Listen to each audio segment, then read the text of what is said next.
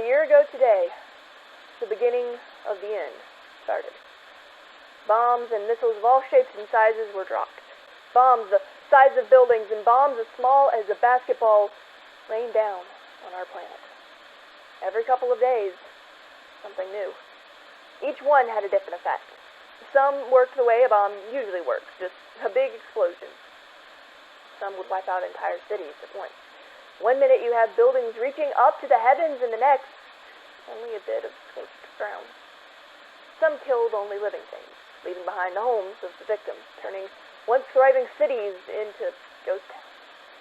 Atomic bombs and weapons of mass destruction and missile after missile after missile slowly took out one city after another. We were so busy pointing fingers at each other, we never thought to look up. And that was just the beginning. Next, our entire planet, the Earth itself, was changed. And plate tectonics were sped up, and continents that weren't supposed to meet for a few thousand years suddenly found themselves next-door neighbors to each other. Mountain ranges formed, trenches appeared, and volcanoes began erupting all in the span of days. Weather patterns were completely thrown off or changed to just be utterly and completely wrong, and nothing has gone back to the way it used to be. Next came mutations. Not just born with the wrong number of limbs, or, oh no, I have cancer now. That would be too easy. Too normal. Plants, animals, and humans alike were being changed, turned into something else. Something similar to what they were, but not quite the same. Plants bearing fruit that had never been seen on Earth. Animals of the wrong size, with the wrong limbs and the wrong color. Humans with far too many arms and antennae. Hybrids of all kinds. Mutants, freaks. Not many of those are left. Humans tend not to take kindly to those that look different than them, especially in times of extreme fear and confusion. No babies born during this time came out normally. Many died of natural causes, as they had been changed in a way that they couldn't survive for long once they had been born, but very few babies that did survive were allowed to live. Infanticide became an epidemic.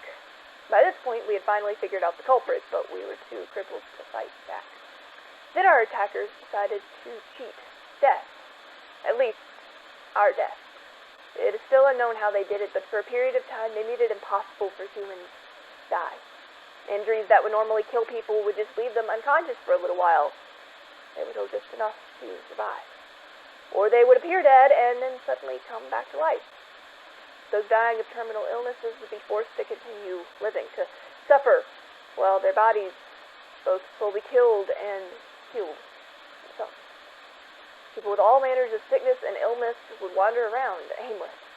They weren't dead, and they weren't technically dying, but they weren't really alive either. It is said, during this time of no death, something else happened. Something else no one has been able to fully confirm. We don't know if this was left over from all the mutations or something else entirely, but it is said many people were altered. They gained powers. By our best account, these alters were people who had experiences that normally would have killed them, but were kept alive and altered by our good friends from outer space. Reliable reports of these people have been few and far between, but reports of attacks on people suspected of being alters has been steadily growing. Where there is fear, there's violence. Rich and poor, black and white, old and young, no one was safe from the havoc wrought. No one knows for sure why we were targeted. It was chosen. Whatever their reason for destroying us, just as suddenly as they came, they left. No contact besides that of killing us and our planet. No indication of whether or not they will return. In the years since the aliens first arrived, humans have done our best to try and rebuild. To continue to survive. Many were lost. The planet has been all but completely destroyed. Many different species of plants and animals have gone extinct, lost forever in the destruction of the apocalypse, and the human population has been utterly decimated. The climate will never be the same. Parts of the world are completely different from how they used to be. The ice caps are melting at a faster rate than before, and many parts of the world are no longer fertile.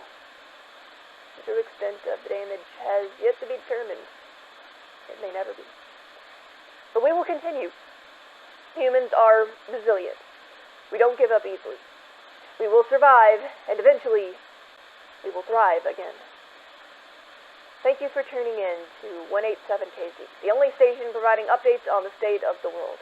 Tune in next week where we will again explain the process of how we got to where we are and deliver any news, if there is any. Stay strong, everybody. We will make it. With a sigh, Sunny reaches over and flips the switch, stopping the static and turning the ambiance back into one of almost complete silence. The loudest sounds are the wind and a few bugs far in the distance, trying to find mates. There was a time when people would have been crowding around his radio to hear what the reporter had to say. Of course, there was actual news back then. Now, as Sunny stands and stretches, he is completely alone. Sunny isn't his actual name. It was a nickname given to him by the original inhabitants of the camp, though it wasn't an affectionate nickname. In times like this, with so much death and destruction, constant optimism got on some people's nerves. Even though the original inhabitants of the camp are gone now, the nickname had stuck, as had Sunny's perpetually upbeat attitude. It was the one thing he felt he could provide to the people around him. Well, that and childcare. He looks at a group of kids nearby, kids who are just sitting quietly, looking at the world around them with eyes older than those of most adults. At least, most adults before the apocalypse. These are eyes that have seen more death and destruction than most people in the old world could have seen in 3 lifetimes. These are eyes of people that had been forced to grow up far too quickly. Eyes that often found themselves staring off into the distance, trying to remember a past life, a life they could barely remember. These eyes are the future. They are already far too grave. These are eyes that desperately need hope if they are to continue the human race. Sunny always does his best to try and give them hope, make them smile. He found it was much easier to make the children smile. If he can make the burden of what everyone is going through just a little bit easier, take away their despair for even just a moment, he feels like he's actually doing his part in helping the camp function. A little ways away, a mother gestures at Sunny, small and easy to ignore if he so chose. Few people had enough energy to expend on big gestures. Sunny jogs over to the mother, who silently hands him her daughter before walking away. This is common. If any of the parents need to do something, or if they just need a break from being a parent, they will hand their child off to Sunny. "Hello there, little one," Sunny says, gently shifting the child a bit to have a better hold on her. "Where's Mama going?" "Maybe to get some water or some food for you. You're a big, growing girl who needs lots of food." He tickles her stomach a bit, eliciting a small giggle from the girl. "Come on, let's go say hi to the other children." He walks over to the group of kids, who brighten up just a little at seeing Sunny approach. A little ways away, a mysterious figure lingers at the entrance to the camp, staring around. She can see a few people milling about from her position. It looks like just a normal camp, and she hasn't heard anything about it. It is pretty average, she guesses. Questo non ci vorrà molto. I just need a day of rest to do some trading and I'll be out of here. She rubs her face and rolls her shoulders before approaching and entering the camp. She looks around with shrewd eyes, surveying everything, every possible place someone can enter or exit, any place weapons could be, any hiding spots or high areas as she makes her way to look for a bounty board or trading area. It doesn't take long to find the trading area. She sets down her bag and takes off her pack as she questions what was up for trade. She doesn't notice the fist-sized spider creature crawling out of her hair, but someone else does. Hey! Hey! Get that thing out of here before I do! Luca looks over to see a man approaching her, a rather angry-looking man with an arm outstretched to grab the spider that was now on Luca's face. She doesn't want to hit the guy, and she doesn't want to draw attention to herself in any way, but in her defense, he goes at her first. So naturally, she punches him in the face. The spider rushes back into her hair. What kind of idiot do you have to be? She hisses, pulling out her machete and pointing it at him. Didn't your mother ever teach you to keep your hands to yourself? The man takes a step back, cradling his face and watching the machete. The person at the trading post freezes. Back off before I cut off your hand, you limp-legged trash eater. The man continues to back away as Luca shouts at him. An adult should know better than to rush a complete stranger. She huffs when he is an acceptable distance away and sheaths her weapon. Idiota. She reaches up to her hair and the electro spider crawls into her hand as she turns to look back at the trading post. The person behind it shifts before going back to telling her what was up for trade, a little more cautious now. He looks rather uncomfortable, and he's not the only one. The loud, scary, yelling lady attracts the attention of the children. Come on, kids, let's go practice our archery." Sunny says, quickly trying to herd the kids away to a small archery range he had worked with them to set up. The bows and arrows were handmade and pretty useless, but the kids seemed to enjoy making them, and they were getting better in quality, and it would usually keep them entertained, at least for a little while. Sonny keeps an eye on the angry lady while he watches the kids, deciding he would talk to her later when he got the chance. The loud, scary lady finishes trading and asks about a place she could stay the night. She's sent off to talk to someone else and given vague directions to where said person might be. When she's out of earshot, she grumbles. Of course I'd be given shit directions. I attacked some fucking idiot. I might as well just fucking leave. The electro spider makes a crackling noise before hopping onto her face and crawling into her hair. Yeah, anything is better than the ground. Whatever. She looks around before heading in the vague direction given to her. In her search for room and board, she finds the bounty board. She perks up ever so slightly and then deflates. Empty. Sounds about right. She rubs her face and pinches her nose before taking a breath. She walks off once again in search of a place to stay. She does eventually find the person and is led to an area she could sleep in. It wasn't great, but anything was better than straight ground. She sets all her stuff down and plops onto the mat and lays back staring up. The little spider climbs onto her forehead and looks down at her. What do you want, Pacino? Want to go explore?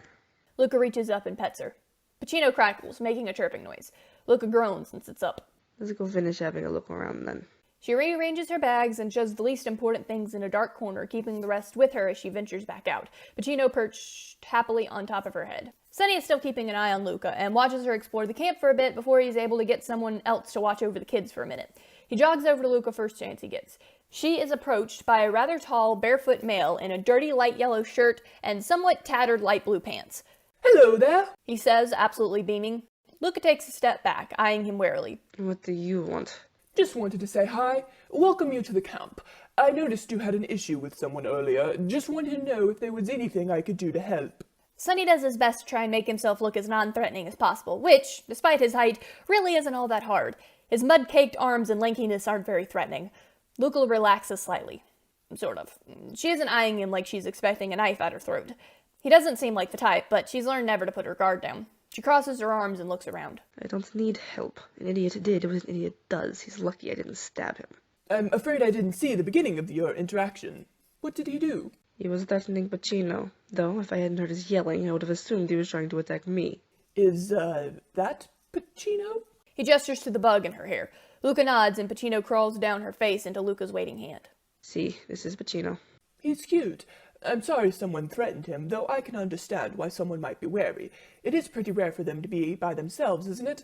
And their hordes can be devastating. Yeah, I don't know what happened to her, clan, pack, group, whatever, the other ones. Well, I hope we can avoid future disagreements. I'll be sure to spread the word that Pacino is by itself so no one else will worry. I wouldn't bother. I'll be leaving tomorrow. Oh, I'm sorry to hear that. Is there a reason you won't be staying? I follow bounties, and this camp has none. If you wait a while, I'm sure something will show up.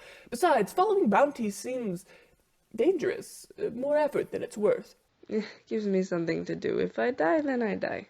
Well, I can assure you there's plenty to do in the camp, and much less of a chance of dying. If you say so. Either way, I'll be leaving tomorrow. If that's what your heart is set on, let me know if there's anything I can do to make your stay here better. She narrows her eyes. Yeah, sure. Would you like me to show you around camp? I've seen a good bit of it already. There's not much point, is there? I'm just offering in case you're interested. Why? What do you mean, why? Why? I am a complete stranger. I attacked someone who lived in this camp.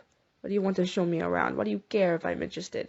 And while I'm on the topic of asking questions, what do you get out of it? I don't get anything out of it. I'm just trying to be friendly and welcoming. He gives her a hopefully welcoming smile. She doesn't seem to buy it. Friendly? Welcoming? In this economy? You have to know how hard to believe that is. I suppose, but that's exactly why I do it. You do you, I guess. I most certainly will, and if you would like to spend some time with the kids, they love making new friends, though I request you not threaten anyone. I'd rather not interact with children. To be fair, I'd rather interact with as few people as possible. Aw, that's too bad. You'll find most of the people here are pretty friendly, all things considered. As long as you're not threatening them, that is. That sounds pretty hard to believe, but trust me, I won't be threatening anyone. The next time someone goes at me, I'm just going to stab them. Don't you think that might be jumping the gun a bit? You wouldn't want to stab someone that was just trying to help you. Not in the least.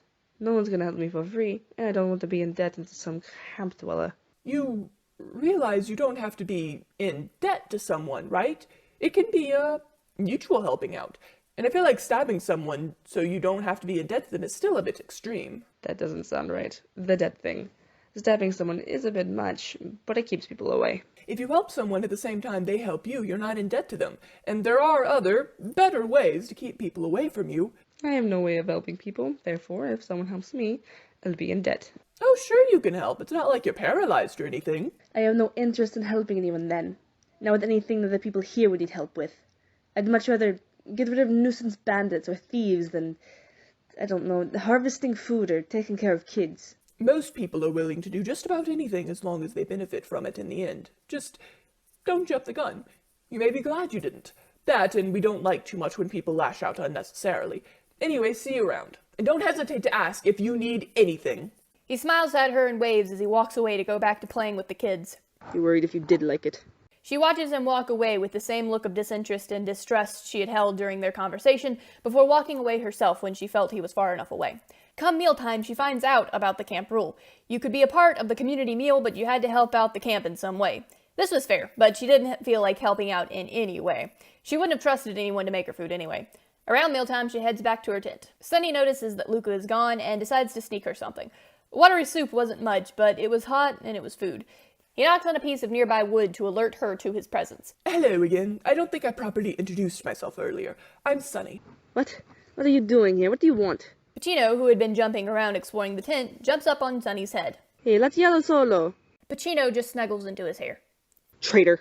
She huffs and narrows her eyes. Setting her machete to the side, she stands and crosses her arms. Luca, so what do you want? Sunny holds up the bowl of soup. I thought you might be hungry. She eyes the soup and looks back at him. Thanks, but I'm fine. You sure? I know it's not much, but it's hot, and it's pretty good. Yes, I'm sure. It's no offense to you or the ones who made it. Suit yourself. What about Pacino? He sticks his finger in the soup and then holds it up where Pacino could lick it if she wants. You want any? Pacino investigates his finger with her chelicera and front arms, but she can't eat the soup. She rubs her face against his hand as thanks for trying, though. His hands feel strange now, a little numb and tingly. He brings his hand back down and flexes it a few times, staring at it, trying to make sense in his brain of how his hand felt. Pacino, please don't touch him. Pacino just chirps at her and buries into his hair. Now you stop that. Like it up there? He shakes his hand a few times, trying to get the feeling back into his fingers.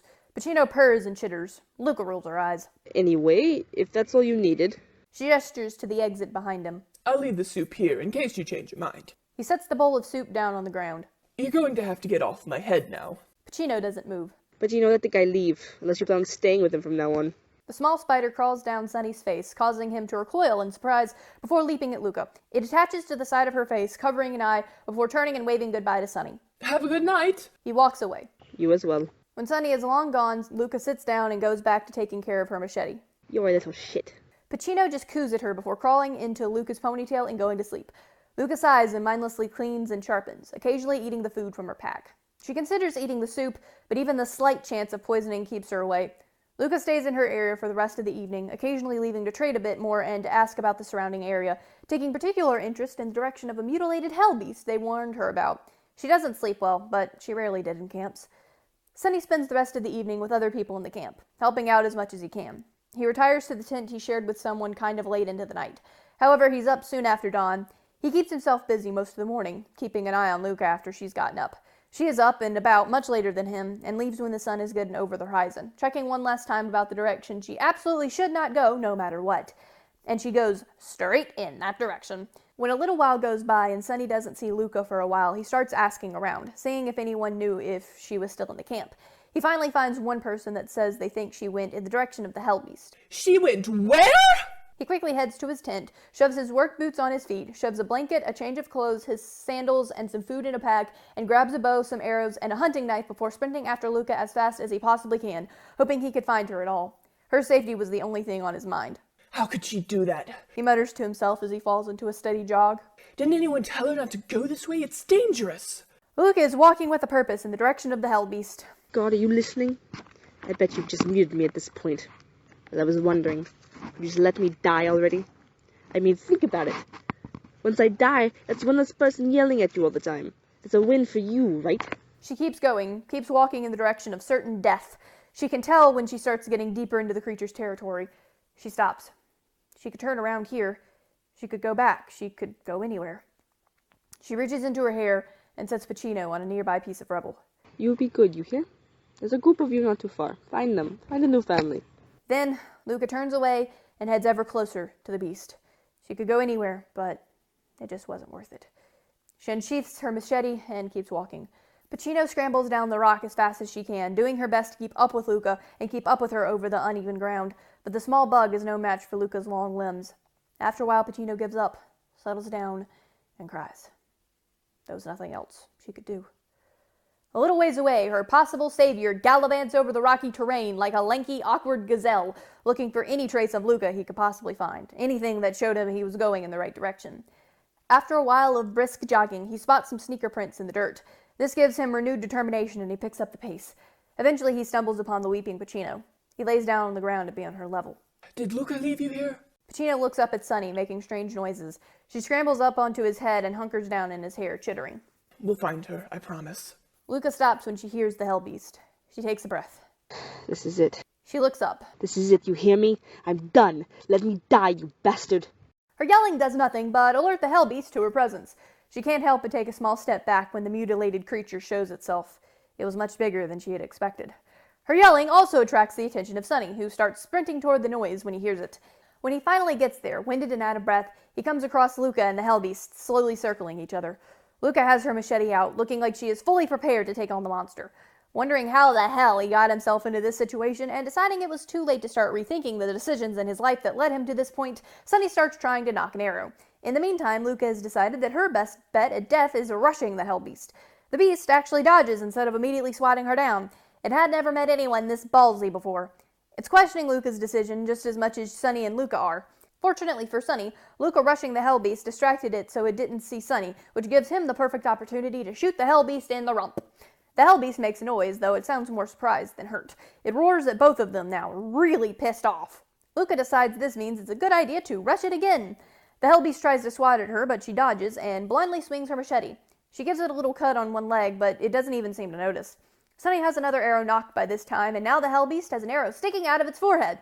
Both Sunny and the beast wear a similar look of shock. He was aiming lower. It takes Luca a moment to realize the creature was dead. She stares, slightly shocked, but mostly pissed. She whips around and spots Sunny. You. She hisses, walking over to him, machete still out threateningly. Sunny, however, doesn't seem to notice. Are you okay? In response, Luca raises her machete at him. Why? Why did you do that? Why did you follow me? Why didn't you let... She yelps and takes a step back when Pacino launches onto her face. She slings her machete into the ground and decides to just punch Sunny's arm. Ow! Hey! He sounds more offended than he does like he's experiencing pain. Luca ignores him and walks away. Pacino crawls into her hair and Luca covers her face. She doesn't say anything for a moment before shaking her head. Why won't you just let me die? She looks up. Is it punishment? Huh? You... She cuts herself off and shakes her head. She grabs her machete and walks back over to Sunny. I will not thank you for this. And she walks past him.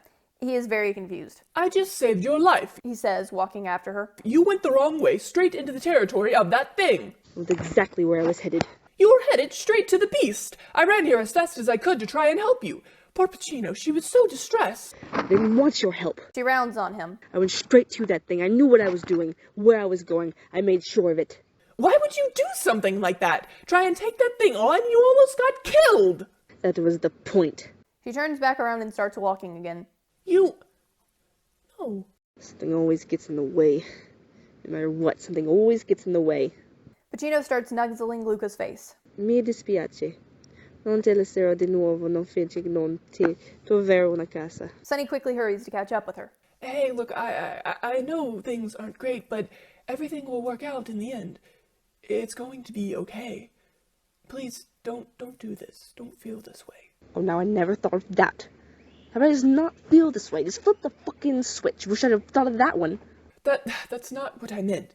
I'm sorry, I'm not trying to be insensitive, just please don't do this. I promise everything will be okay in the end. Yeah, I really doubt that, but hey, maybe I'll be surprised. She starts walking faster. Luca, oh, wait, please! He jogs to catch up with her and puts a hand on her shoulder, which turns out to be a bad idea. He gets a small shock, like if someone wearing socks rubbed their feet over carpet and then touched him. Pacino hides back in Luca's hair. Luca jerks away from Sunny's touch and puts her machete against Sunny's throat. Don't touch me. I'm sorry, I'm just trying to help, I'm not sure how. Even with her pressing a machete against his throat, he still looks concerned for her. Or maybe that's concern for himself, who knows? Don't. Just don't. I don't want your help. She hesitates before putting her machete back and going back to walking. And don't touch me, or you'll lose your hand. I'll be sure to keep in mind the not touching you, but I'm not going to let you kill yourself. She stops, her hands clenched into fists. Questa è la mia punizione, perché non puoi lasciarmi morire. Do what you want. The quickest way out of the beast's territory is that way. He points. At the very least, I guess the creature won't be a bother. At least not until something new moves in. She changes direction. She doesn't walk particularly quickly, though. There could be another one not far away. It's possible it had a mate or a child. I'd hate to think if that was the child. The sooner we're out of this area, the better. I wonder what an adult would look like if that was the child. I don't know, and I don't want to find out. Luca shrugs and says nothing. Sunny's silent for a moment before saying, It might be a good idea to move with some urgency. You can move with urgency if you want, but my pace is fine. If anything discovers the corpse, I'm sure it will make noise. And even if it doesn't, oh well. If I die, I die. He uses his arrow to gently prod her in the back. Urgency. Touching is touching. You will lose a body part. Keep on and it'll be your head. Move a little faster and I won't be touching you. She slows down abruptly. Where she had been walking at a decent pace before, now the snails were going faster than her. Sunny yelps as he accidentally runs into Luca, not expecting her to stop so suddenly. So now she gets more than just a little poke in the back. It hurts. A lot. But it doesn't break the skin. Oh my gosh, I'm so sorry. I didn't mean to do that. Are you okay? She doesn't answer him as she continues walking slowly. Sunny stares after her for a moment before saying, I will carry you if I have to. And you will die. I'm trying to keep you from dying. Truly unfortunate for you. It's unfortunate for both of us. Now either start walking or I'm picking you up. She stops and looks at him. If you pick me up, I will kill you and feed you to the next camp I come to. That's a risk I'm willing to take. Now get some pep in your step. Fuck off. She plants her feet and refuses to move. He shrugs. Suit yourself. And away he goes, attempting to pick her up. She attempts to punch him in the face. Sunny does his best to dodge and scoop her into his arms, bridal style. Luca does her best to thrash as violently as possible. Sunny decides the best first step is to take the machete out of her hands before she cuts him. He was prepared to come away from this bloodied and bruised, but he would like to keep all of his limbs. Luca does her best to hang on to it. When she feels like she can't hold on to it any longer, she shouts, All right. Let me the fuck go. Let me go. You promise to move? he asks, not letting go. Yes, let me the fuck go. Sunny does his best to gently put her down. He also does his best to prepare for her attempting to attack him, which is a good thing because she tries to cut him. He dodges best he can, but he still does get cut. At least it's not a deep wound. He tries his best to keep it from bleeding all over him, waiting to see if she attempts to attack him again. Luca just glares at him before walking away. She pulls out her rag and starts cleaning her machete. She does, however, have the decency to throw a bandage at him. They aren't in the best shape, but they'll help.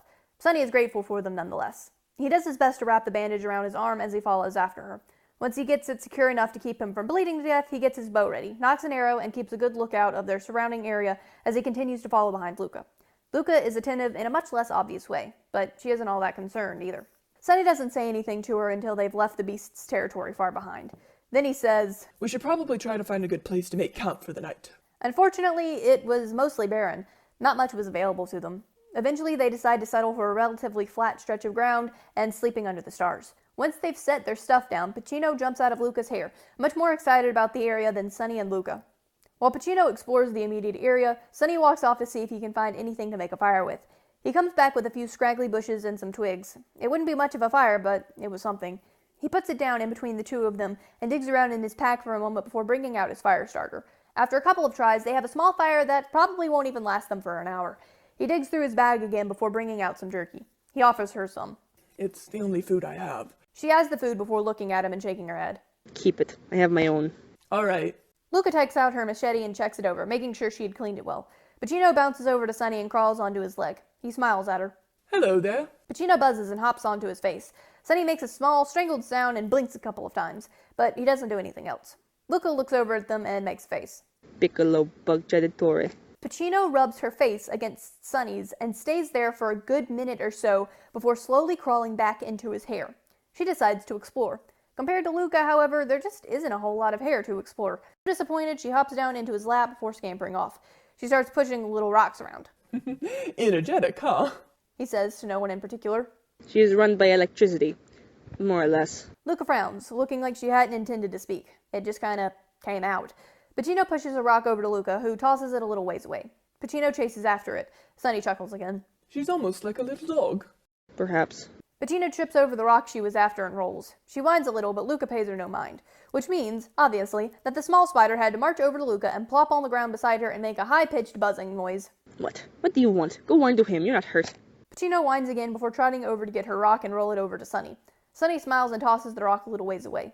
Be more careful this time. Pacino does no such thing. If anything, she's less careful, barreling towards the rock. She manages to get the rock a little airborne and skids into Luca's leg. Luca doesn't pay too much attention, just grabbing it and tossing it back. This is repeated several times. Pacino would get each of them to throw the rock back and forth, back and forth, back and forth. But she eventually got tired of playing with the rock. So instead of rolling the rock over to Luca, Pacino runs full force into Luca's leg. Luca doesn't respond. After being ignored, Pacino decides to try again. Luca catches her right before she rams into her leg. Now what do you think you're doing? Pacino whimpers at her and Luca sets her down. If you want something, get it. She gestures to the various packs that she had shed from being secured around her legs. Pacino huffs. You know where it is. There's no reason for me to get it for you. Pacino buzzes loudly and is simply ignored. After getting nowhere with Luca, Pacino goes over to one of the packs and starts digging through it. Various things are pulled out. Buttons, string, shiny things, twigs, leaves, and other unimportant baubles. But apparently she doesn't find what she was looking for. Luca has moved on from her machete and pulled something out of one of the pockets of her backpack. Pacino checks a few more places before all but stomping over to Luca. She looks up. Luca looks down, an eyebrow raised. Yes? A sound that can only be described as miniature fury comes from Pacino as she launches herself at Luca. Nothing really happens other than Luca grabbing Pacino and holding her at arm's length. Alright. Catch. Luca tosses the small, cracked marble, and Pacino launches after it. Impressively, she catches it mid-air and rolls when she hits the ground. Luca is watching her with an unreadable expression. Though if Sunny wasn't there, she might have been smiling. Sunny watches with a little wonder and fascination. He was greatly enjoying watching Pacino. Pacino stands up and brings the marble over to Sunny, proudly showing it off to him. Ooh, impressive. Pacino buzzes excitedly and rolls it around. So, what are you doing out here? Got any family around? Sorry, Asalato. You haven't reached a high enough friendship level to unlock that part of my backstory. Oh, I see. What part of your backstory have I unlocked? Considering the fact that you haven't even made it to level 1 yet, niente. Pacino shows Sunny various other baubles over the next few hours before Luca tells her to clean up. Pacino does so, sluggishly, before crawling into Luca's hair. Buonanotte, Pacino. Sunny lies down and looks up at the sky, at the stars. Isn't the sky beautiful tonight? Luca looks up and grunts in response. It did look nice, and she used to love watching the stars. But that was a long time ago. If you like the night sky. Do you not? Not really. It's just the sky. It's the sky, and it's big, and it's beautiful, and it's unknown, and that's amazing. It's definitely big and unknown. And the sky. And beautiful and amazing. If you think so, I don't care enough to debate you. I'm not trying to debate you. Seems like you're trying to convince me. Just stating a fact. He says, turning to her, grinning. It's just the sky. You act like the sky existing is a small thing. And it's been here forever, and in some capacity it'll be here until Earth is gone. It's important, yeah, but it's just the sky. It's a sky that's big and huge, and has been forever and will be forever, and it's beautiful and awe-inspiring. It's the sky. He's still grinning at her. She shrugs and looks up again. If you think so. Sunny looks back up at the sky. Something doesn't have to be out of the ordinary to be special and beautiful. Unfortunately, I agree. I just don't see the sky as anything special or beautiful. Why not? I just don't see it that way. Too bad. And you could see beauty no matter where you are. There are plenty of other things one could find beauty in than the sky. I didn't say there weren't, just that the sky is always there. Find beauty in the sky and you'll always find beauty. That's good advice for someone who's seeking beauty. Everyone should look for beauty. Not everyone cares to find it. You should always look for beauty. It's one of those gems of life that just put a smile on your face. Make existence a little less depressing. A little more worth living. If you say so, I guess if that helps you, that's good for you. I would certainly think so. She shrugs again. Where are we heading tomorrow? Back to your camp? That would probably be best. It is likely the closest camp around here. At least, the closest one I could find relatively easily. Alright. Luca adjusts her things. She had a few thoughts. She could leave him here in the night or run off into the wilderness. She wonders why she hadn't done that. She thinks about where to head next. She decides Texas. As good a place as any to find a replacement rifle. We should leave early, shouldn't waste daylight. Agreed. The more daylight left in the day when we get back, the better. Buonanotte, Asalato. Far too soon, the sun starts peeking over the horizon. Sunny rises almost with the sun, Luca rising soon after. They break camp and head out. They have a long way to go. They walk mostly in silence. Sunny because he doesn't really know what to say, and Luca because she doesn't feel like talking. Eventually they come to a small plowed field. Hey, we're getting close! Then he notices the smoke rising in the distance. Oh no. He starts running in the direction of the smoke. Luca stops when he runs off, cursing when she sees the smoke. She takes off after Sunny, ready to take on any bandits if there are any there. Sunny stops dead in his tracks when he clears the field, trying to take in the wreckage before him. There's absolutely nothing left. It had either been broken or completely scorched. Several dead bodies are lying around the camp. There are no living people left. Sunny gently falls to his knees, sobbing quietly over the wreckage of his former home and the death of his new family. Luca hovers behind him. Her heart breaks for him. Whether she likes him or not, this had been his home. I'm sorry. She looks around before starting to walk to what had been the perimeter of the camp, looking for any sign of survivors and for any bandits who might have stayed back to search for supplies. She gives the bodies a wide berth and does her best to avoid looking at them. She wishes she could walk around without breathing, but she can't, and she has to suffer through the smell and the smoke. She does her best to avoid trying to look at Sunny as well, but once she's been around and found little to nothing, there isn't much else she can do. She does one more round before returning to him. She stands beside him, keeping a lookout. She doesn't know how to comfort him. She doesn't know what to do other than hurt for him. Sunny stays on the ground sobbing for a long time. When he eventually starts calming down, he slowly gets to his feet, looking numb. He walks into the camp, dragging his feet as though he barely had the energy to move. He starts looking for a shovel or something to dig with, hoping against hope that maybe the bandits left something. Luca watches him for a moment before following after him. She pulls a garden trowel from her bag. It was the best she had, and it would help get through the dirt. She clears her throat. There isn't much here, but this'll help. I saw a decently open spot to bury them. Hang on a minute. It's hard to tell if he's talking to her. He doesn't really seem to register that she was speaking. Just hang on. After several more minutes of searching and rummaging, he does manage to find half a broken shovel. He pulls some gloves out of his pack to protect his hands from the splinters before heading to a spot near the camp and starting to dig a hole, doing his best to manage with a shovel with a handle much shorter than it was supposed to be. Luca sighs and follows him. She works around him, breaking up the dirt as best she can to help him, but eventually she leaves the trowel there and starts gathering up the bodies, searching around once again to make sure no one would be missed. It takes a long time to dig a hole big enough for all the bodies, but Sunny works in silence, even as the sun is going down.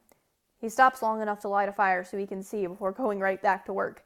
As appreciative as he is of Luca helping him, he makes it obvious that he wishes to put the bodies in the grave by himself. He arranges their limbs very precisely and speaks a few quiet words over them as he tenderly puts each body into the hole. When he finishes with this task, he starts the process of covering the bodies with dirt, tears silently streaming down his face. When he finishes, he crumples in front of the grave, and that's where he stays all night long, keeping a silent vigil. While Sunny arranges the bodies, Luca starts searching for supplies, using a flashlight to look around and finding very little. She halves the supplies and puts one half in Sunny's pack, places a blanket on him while he stays in front of the graves, and walks away.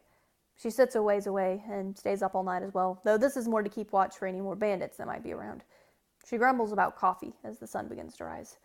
When the sun is far enough above the horizon that they can see fairly well, Sunny finally stands, his muscles aching, but he says not a word. He stares at the grave for a moment before walking over to Luca. Did you find everything that was left? Luca nods. See, I split up everything important between us. Put it in your bag. Are you ready to leave? Are you sure you found everything? You can look around if it will make you feel better, but I went through many times.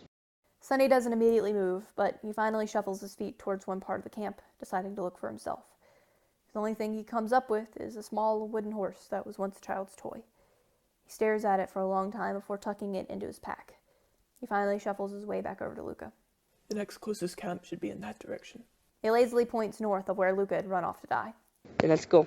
She checks her machete before sheathing it and starting to walk away, making sure she could see Sunny out of the corner of her eye. He sluggishly walks beside her, sort of guiding them in the right direction. Luca walks in silence. Pacino pokes her hair out at some point and leaps to Sunny. She offers her condolences by rubbing his face and chirping quietly. The corners of Sunny's mouth lift slightly, but he makes no other sign that he's even aware of her. She rides on his shoulder for the rest of the day. After a slow day of walking, they make camp early, both of them utterly exhausted from their sleepless night. They sit in almost complete and utter silence. Luca because she didn't really know what to say, and Sunny because he didn't feel like talking. Pacino tries to cheer Sunny up by showing him things from Luca's pack that made her feel better, but nothing seems to help. She's determined to keep trying, though. By the time they settle in for the night, Luca is slightly concerned for him.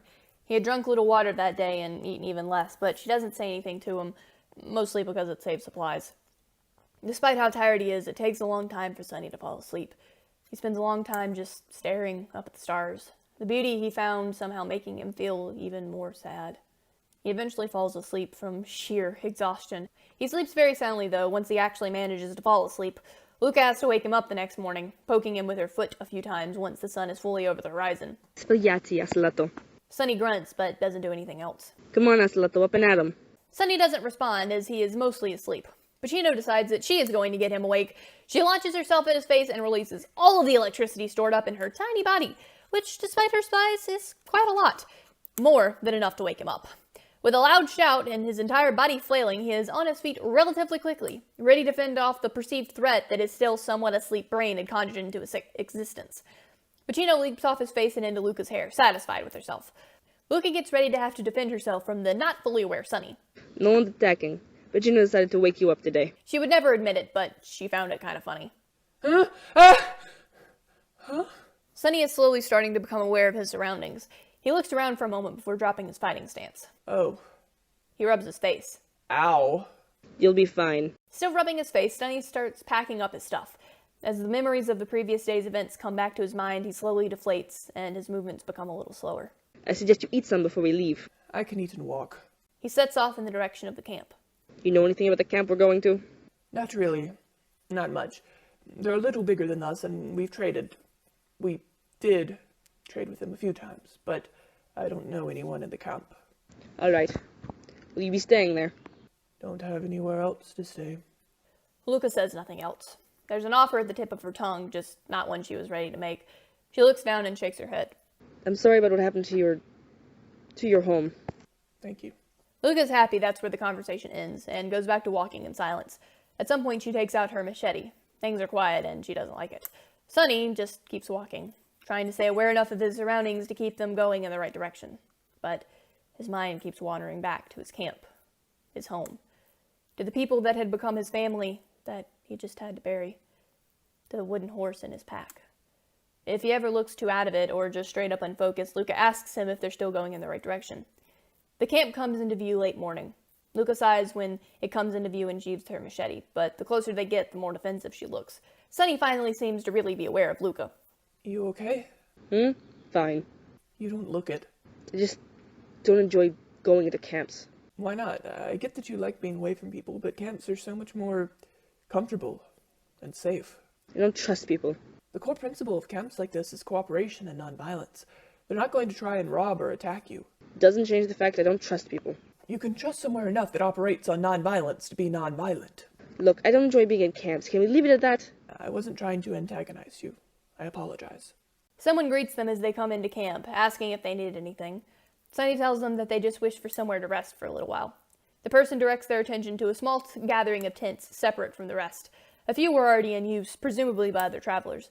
Sunny thanks the person and makes his way to the tents. He claims one for him and Luca to share and sits, pulling out the wooden horse and staring at it, lost in his thoughts. Do you have a bounty board here? The person nods and directs her attention to a corkboard a little ways away.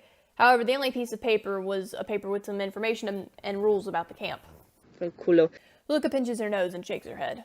All right, we'll trade. She walks back to the person. I work in one trade. She's directed to the trading post, where she does some bargaining and haggling, getting the supplies that would hopefully last until the next camp, one she really hopes will have a bounty board. She thanks the person who trades with her before going to hunt for Sunny. When she finds him, Pacino launches onto his head and crawls onto his face, buzzing. Sunny is, yet again, surprised by Pacino, letting out a strangled sound. She chirps at him and rubs her face against his cheek. Luca snorts and plops down on the other side of the area. Hey, Pacino. He says quietly, still staring at the toy. After a moment, he seems to come back to reality and puts the horse away. What did you find out about the camp? Not much, but I did a bit of trading. Bounty board is empty. She provides a very vague layout of the camp, as well as a little information about the people who were in charge. Thanks for the info. Did you tell anyone about what happened to my camp? I warned them about bandits being around. Didn't go into details. Didn't know if you wanted to or not. I guess I'd better go tell them. If you don't want to, I will. Thank you, but I've got this. And off he goes. Pacino jumps off of Sunny's head and bounces over to Luca before slipping out under the tent and running off. Sunny eventually finds the leader and explains what happens. The leader appreciates the extra information on the bandits and offers their condolences on what happened to Sunny's home. And Sunny is offered a place to stay permanently if he so wished. Sunny thanks her for the offer and gladly accepts having somewhere to stay. He promises to help out in the camp as much as he can. The leader likes that, but says he can spend the next couple of days adjusting and resting. Sonny thanks her again before excusing himself and making his way back to Luca. When he gets to Luca, he realizes just how hungry, thirsty, and utterly exhausted he is. He sits on the ground, opens his pack, and starts quite enthusiastically eating. Luca snorts at him, but she thought it was good he was eating. She says nothing, and Pacino eventually returns back from her adventures, another Electrospider in tow. Luca doesn't notice the new one. Where's it from? The new one looks at Sonny before escaping into Luca's hair. You shouldn't speak with your mouth full. Sonny rolls his eyes, finishes chewing his food, swallows, and asks, Who's your friend? What friend? The other bug that was with Pacino? Luca picks up Pacino. Please don't tell me you found another Electrospider. Pacino buzzes at her. They have a stare-off before Luca sighs and starts combing her fingers through her hair in search of another bug. Unfortunately, her hair is big and pretty tangled. She groans. Well, if there is a new one, I guess there's just one more bug I'd be careful not to squish. Just how much hair do you have? Too fucking much. Why don't you cut it? Don't care to. Bug likes it. It's worth it just for Pacino? Yes. Aw, that's sweet. Whatever. Luca hangs back with him for a little while before she decides she wants to head out. She gets some information about the next nearest camp. It would be almost 2 days of travel, which was unfortunate. She debates sticking around for a night, but overall she's against being there. The bandits had spiked her paranoia, and she was starting to be suspicious of everyone who lived in the camp. The sooner she could leave, the better. Azalato, I wanted to say goodbye before I head out. You're leaving already? You don't want to wait until tomorrow? You probably won't be able to make it to the next camp before nightfall if you leave now. I'm okay with that. The sooner I head out, the sooner I'll be there. The closer I'll be to getting out of Cali. She picks up her bag and makes sure the ones on her waist are fastened. Where are you headed? Texas. And after that, I'll figure it out. Why Texas? Looking for the bastard who stole my gun. If I could pick up a new one, that'd be nice too. I see. Well, I wish you luck with that. He sticks out a hand. She shakes her head. No touching, remember? She feels bad, but she doesn't want to accidentally kill him. Ah, right. Sorry. Well, see you around, I guess. Most likely not. Adio. And she walks out. She heads out of the camp in silence, avoiding anyone and everyone. She's not walking for long before she gets a bad feeling in her gut. At first she thought it was just paranoia, maybe anxiety. She looks around and tenses as the approaching group comes into sight. They were behind her already, moving quickly, and surprisingly quietly for such a large group. They were dirty and raggedy, even for being in the apocalypse. Bandits. And they were headed straight in the direction she had just left. Fuck. She could run. She could, and she was, technically. She was just running in the direction of the camp. And subsequently, the bandits. They arrive at the camp about the same time, and Luca, without hesitation, tackles the co-leader. The bandits had made their presence known, but Luca showed up right before they started trying to hurt anyone. She gives the people of the camp enough time to react, and start panicking. The children are herded up and taken away as quickly as possible, while all available fighters, Sonny included, race towards the action. The action was Luca being wrestled away from the leader, which ends up backfiring as she's able to get her machete out and start swinging. She has somewhat overestimated what she's gotten herself into. Bandits surround her on all sides, and there's more than enough of them left to start overwhelming the camp's forces. As much as Luca tries to portray herself as an emotionless, heartless killer, she's a good person deep inside, so she does the only thing she can think to do. Throws herself into the middle of the fray and causes a mass electrocution. Her hair spikes, electricity crackles down her skin, and her eyes are such a vibrant yellow they seem to glow. The bandits aren't expecting an altar, and to be honest, neither are the camp's members. Sonny freezes in surprise, completely not expecting Luca to be an altar. However, with Luca using her powers, the camp is able to take on and fight off the rest of the bandits. The bandits decide to take their losses and hightail it out, yelling empty threats. Luca isn't having that. Partially from bloodlust and partially from her own deep-rooted hatred for bandits, she chases after them. She doesn't get too far from the camp before someone shoots at her from behind. Thankfully, they miss. She screeches to a halt and looks behind her. You always were a lousy shot. I knew you were dead. I knew we weren't looking for a dead man. Looking? And now those lousy liars will band with us to hunt you down. They thought us crazy. They thought the desert would have taken you. But we knew better. We knew. Luca feels like she can't breathe. We'll get our revenge on you, Alter. He had gotten too close, and Luca had lunged at him, shoving her machete into his chest. I'll kill you all. Just like I killed that sorry excuse for a leader. You will die. He splutters before coughing a few times and going limp. Luca stands, yanking her machete out of his chest. I hope you're more helpful in death than you were in life. She stands there for a moment and watches him die before turning and heading back to the camp. She was going to check in on them, and then she was going to leave. She needed to get out of California and as far away from Nevada as possible. Back at the camp, she's met with a less than happy reception. She isn't allowed back into the perimeter of the camp, and Sunny is being forced out. The camp members are in a frenzy about altars and the bad luck they bring. Sunny is protesting, both to being forced out of the camp and to Luca not being allowed to enter. Someone is kind enough to get his things and give them back to him, but they aren't letting him back in under any circumstances. Luca hisses at them and backs away, holding her arms up in surrender. Fine, fine. Put you on Inferno. She understood, but that didn't curb her tongue or her frustrations. Oi, asalato. She says nothing else, just starts walking away from the camp. He glances at the camp members, a little crushed that his attempt to find a new family had failed so spectacularly. After a moment, he turns around and runs after Luca. Luca walks in silence until the camp is good and behind them. You're not hurt, are you? No, I'm okay. Good. Are you all right? I'm fine. All right. Do you know where we're going? In what way? As of right now, there's a camp that way. She points in the direction that they're going. It's 2 days of walking. After that, I'm still heading towards Texas. You ever heard of the watering hole? Yeah, I've heard of it. It's supposed to be the biggest camp, right? In Ohio? Yeah, that's what I've heard too. Have any information on it? Other than what I just said? No, I don't think so. Why? I was thinking of going there. See what's so good about it. See if it's someplace that... She trails off. That what? That wouldn't be afraid of her? That accepted her? I want to see if it's worth my time. I thought you didn't like people. I don't. But a camp that big wouldn't be bad to hang around and trade with. A camp that big would have a lot of people. I'm not going to live in the camp. A camp that big should have access to more and possibly different supplies.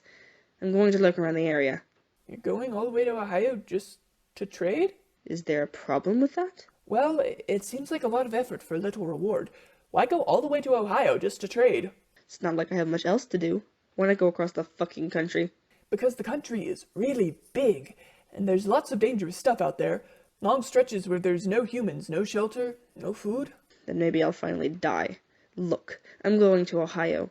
You can come with me, or you can stay at the next camp we come to. Okay. Great. Their time traveling is spent almost entirely in silence. Luca is twitchy and on edge the whole time. She walks like she expects to be attacked, machete out at the ready. She doesn't sleep well that night. The next day, she's just as on edge as the previous day. Everything okay? I'm fine. You seem on edge. Usually am.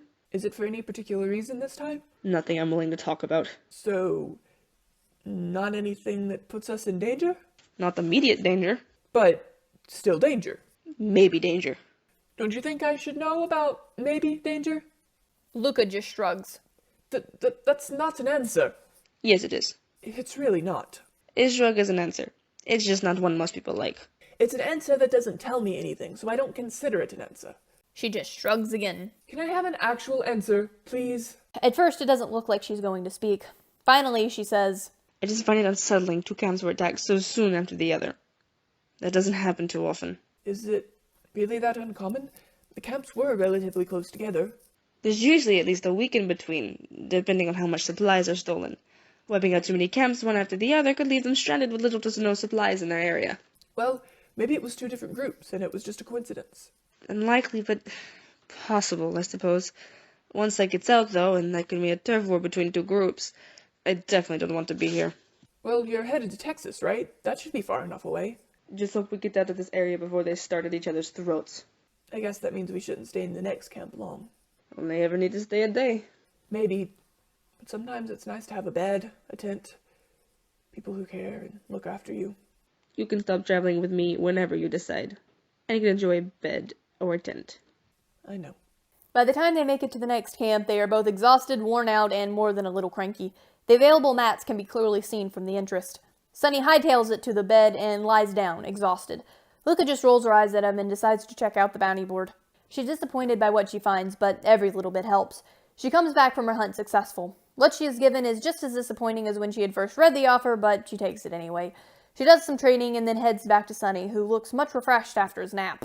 Hey, maybe you should think about getting some mats. They aren't great, but it's better than sleeping on the ground. Hey, that's a great idea.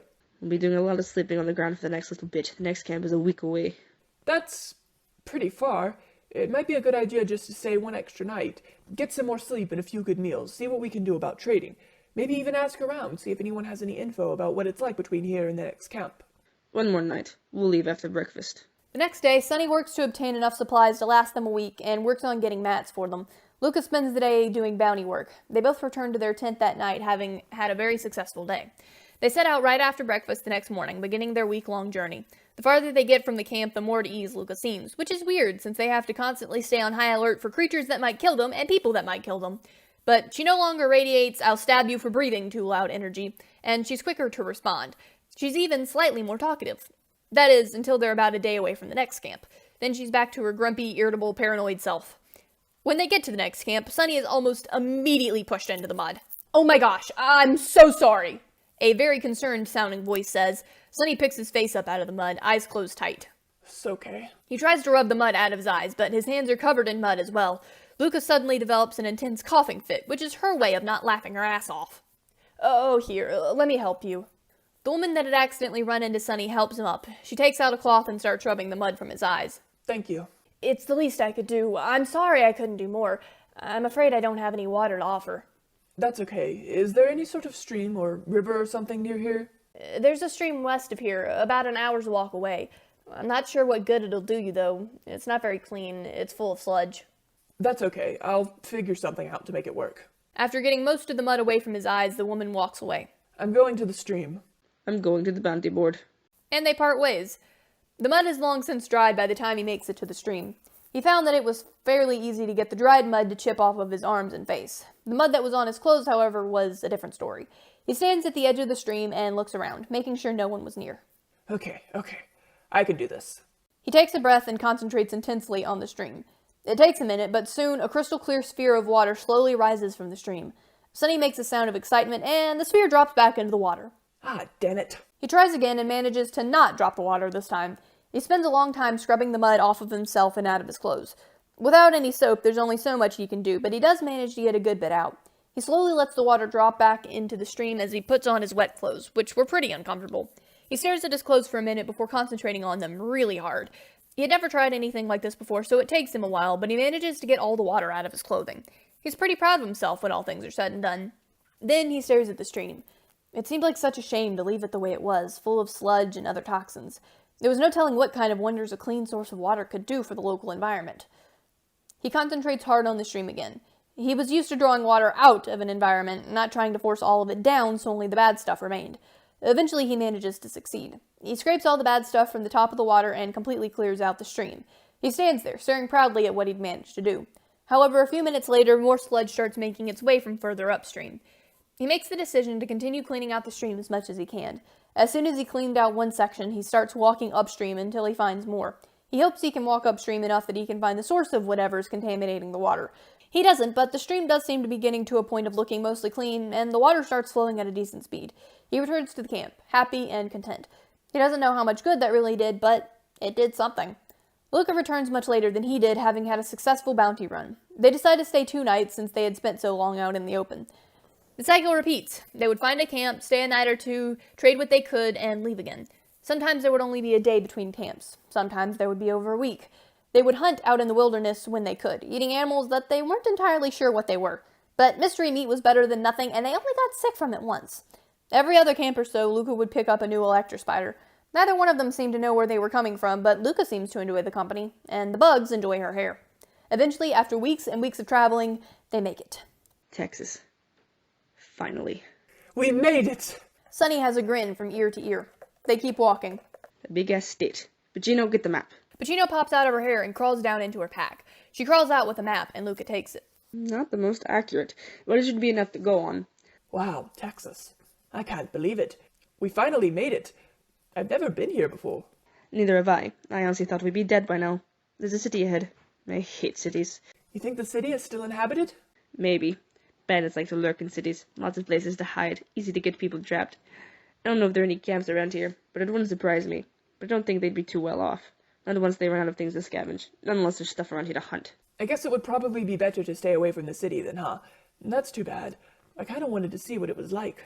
We're going to hit the outskirts, maybe a bit farther. I'm curious on what kind of stores they might have around.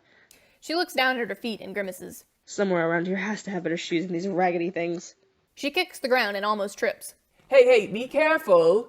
He says, lunging forward a bit to try and catch her if she started going down.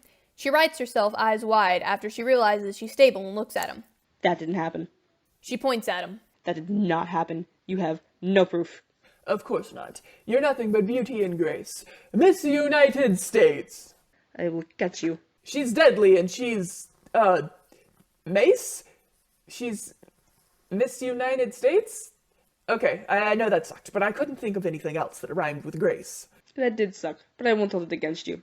A mace sounds like a great weapon to have, actually. And she falls into a comfortable silence.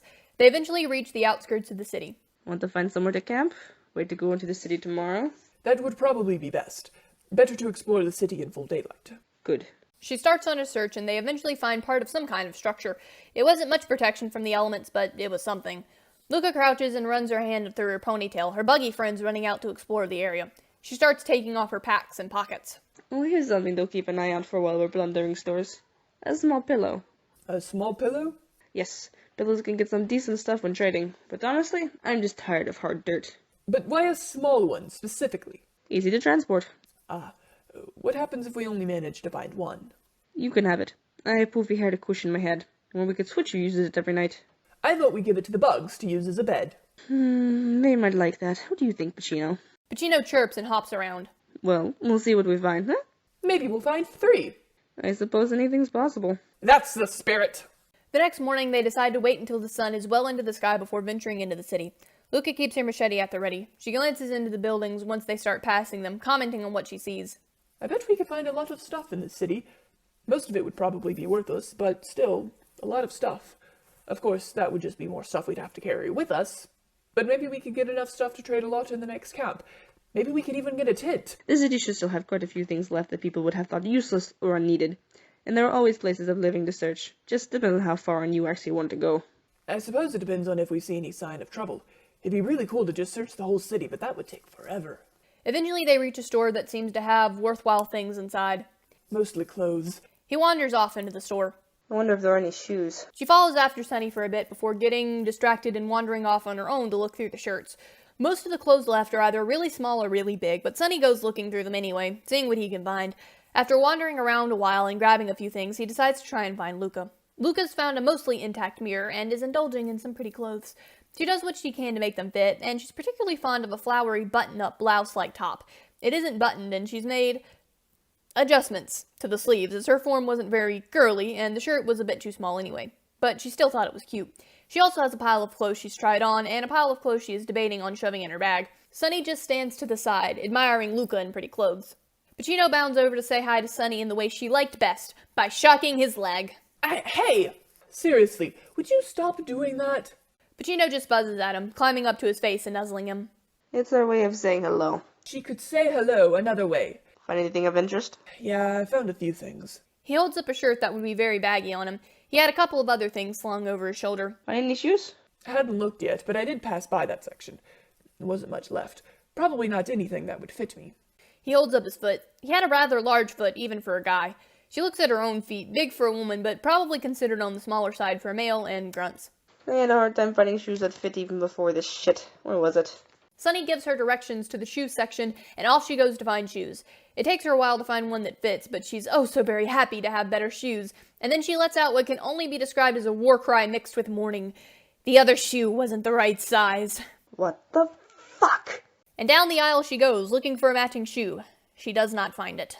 I'm going to commit a murder. I just wanted a new pair of shoes, please. Why is that so much to ask? These are 5 years old. It's a miracle these bastards are still together. Why? Why do you hate me? God, what did I do? What did I do? It's because of the murders. Is that it, you punk bitch? Sunny comes over to the shoe section, concerned by her war cries and shoe ranting. Everything all right? She flings the shoe in his direction, and it crashes into something behind him. At this point, he's so used to her doing stuff like that he doesn't even flinch. One goddamn shoe. Where's the other one? Only God knows that he's a prick. Maybe you can find another that fits. It just won't match. That also yields nothing. She sits down in begrudging defeat, sparking. Hey, it's okay. There are other stores. I think I saw a shoe store a little ways down. You'll probably have more chances there. Or, oh, hey, this is only the front of the store. I bet there are more shoes in storage. Yeah, true. Let's go find storage. The door to storage was locked at one point, but someone had long since broken down the door. Much like the front of the store, the back had been pillaged as well. Luca starts looking for shoes, grumbling under her breath. She does eventually find a pair of okay tennis shoes. They weren't great, but they were better than what she had. She sits down and changes her shoes. She almost forgets to get rid of the shoe she wasn't keeping. Sunny walks over with a decent pair of replacement tennis shoes and flip-flops for himself. Hey, you found some. Anything else you want to try and find here? No, not in this store. Let's go find another one then. After walking around for a bit, Sunny points out a decrepit-looking Walmart. Let's look around in there. Most of the store has been completely cleared out. Luca heads straight to the firearms section, on guard for any hostiles. Like the rest of the store, firearms are few and far between. What is there isn't exactly of the best quality. Luca still grins when she spots the guns. She starts searching for a rifle. The ones she found weren't particularly bad quality, just average. She searches for a while and finds one lodged in a counter cubby type opening. She sits down and starts working on getting it out. It was a little better quality than the others, even if it was scratched up. She stands when she gets it out and inspects it. Nodding in satisfaction, she checks her cache of bullets to see if they would work. She happily discovers that they will, and off she goes looking for more ammunition. She doesn't find much, but every little bit counts. She also finds a shoulder strap for it. Soon, her apocalypse aesthetic is complete. Or her winter soldier aesthetic. No one's quite sure what she's going for, and no one has the guts, or the testicles, to ask. And off she goes to find Sunny. Sunny is wandering through the snack aisle, trying to find something worth taking that wasn't expired. Luca smiles when she sees him, but the smile is gone by the time she gets to him. Yo, Asolato. Found one. She triumphantly holds up the gun. Wow, I'm surprised. I would have expected all the guns to be completely gone since... He gestures around him. Texas. So, I've been thinking, some horses would be really nice. We'd get there so much faster. My feet wouldn't feel like they're going to fall off, and maybe these shoes would actually last a while in good condition. And I figure Texas is as good a place as any to find a horse. I say instead of staying here, we go to the nearest camp, ask them where we can get some horses, go there, find out what they want for horses, and then come back and pillage the city. You have any idea how to ride a horse? I have never ridden a horse in my life.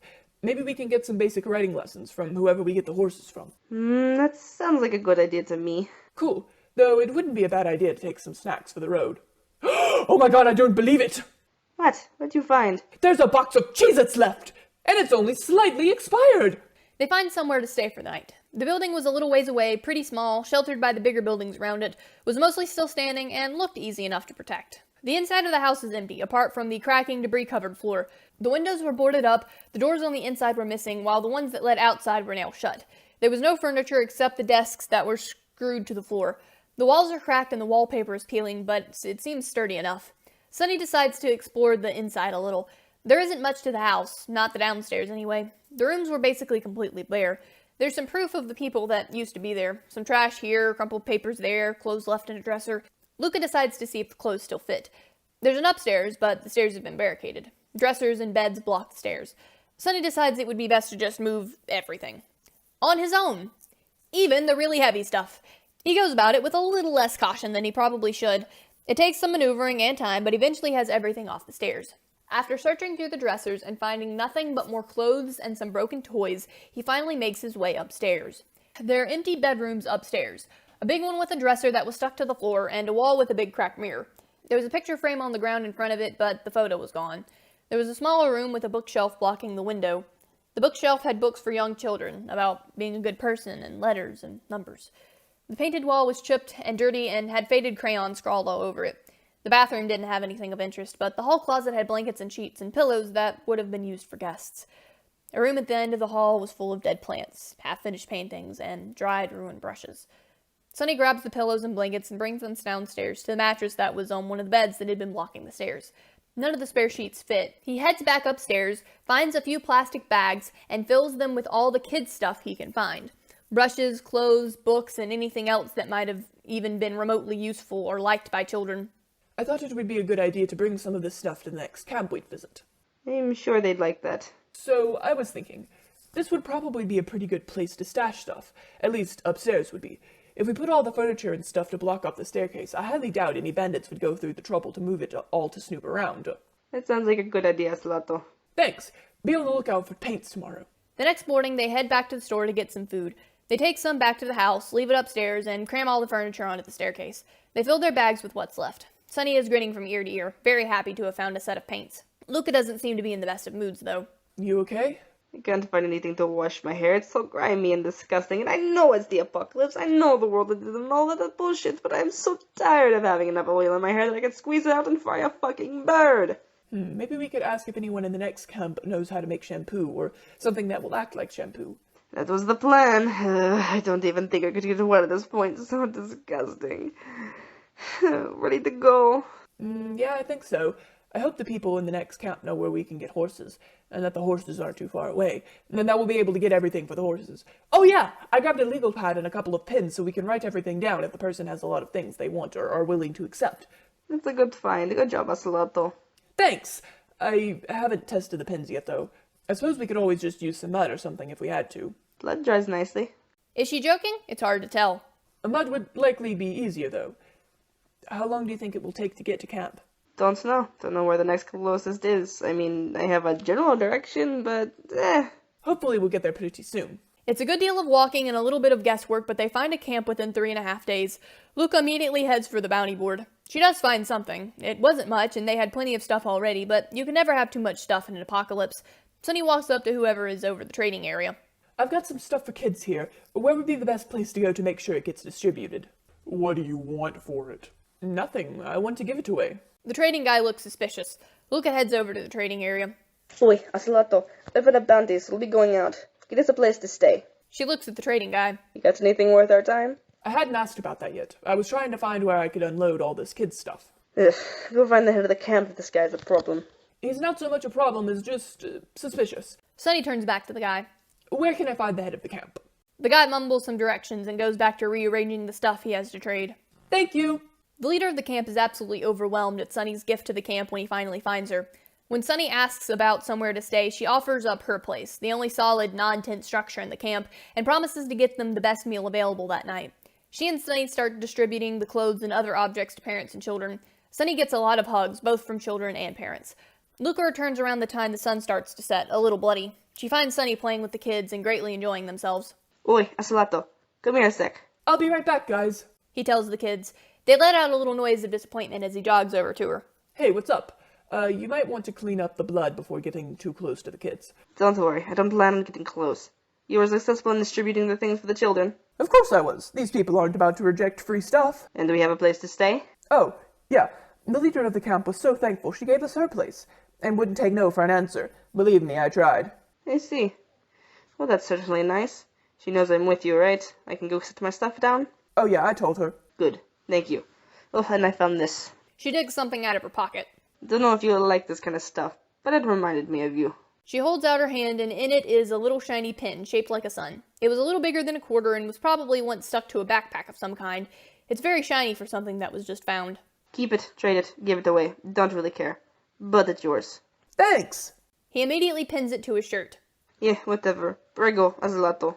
And she walks off. Sunny heads back to the kids. Later, when he goes to their home for the night, Luca asks him, Find any information on horses? I haven't asked yet. I've been, preoccupied. That's what you call playing with children? I suppose it doesn't matter. There's usually tomorrow. Look, I haven't had the chance to play with kids in eons. I missed that. I had fun, and so did the kids. I'll ask someone about horses in the morning. I also need to mark camps on my map, so I might as well get 2 birds with 1 stone. Good idea. How did the bounty thing go? Well, boringly easy. But I got paid what I was promised, so that's what matters.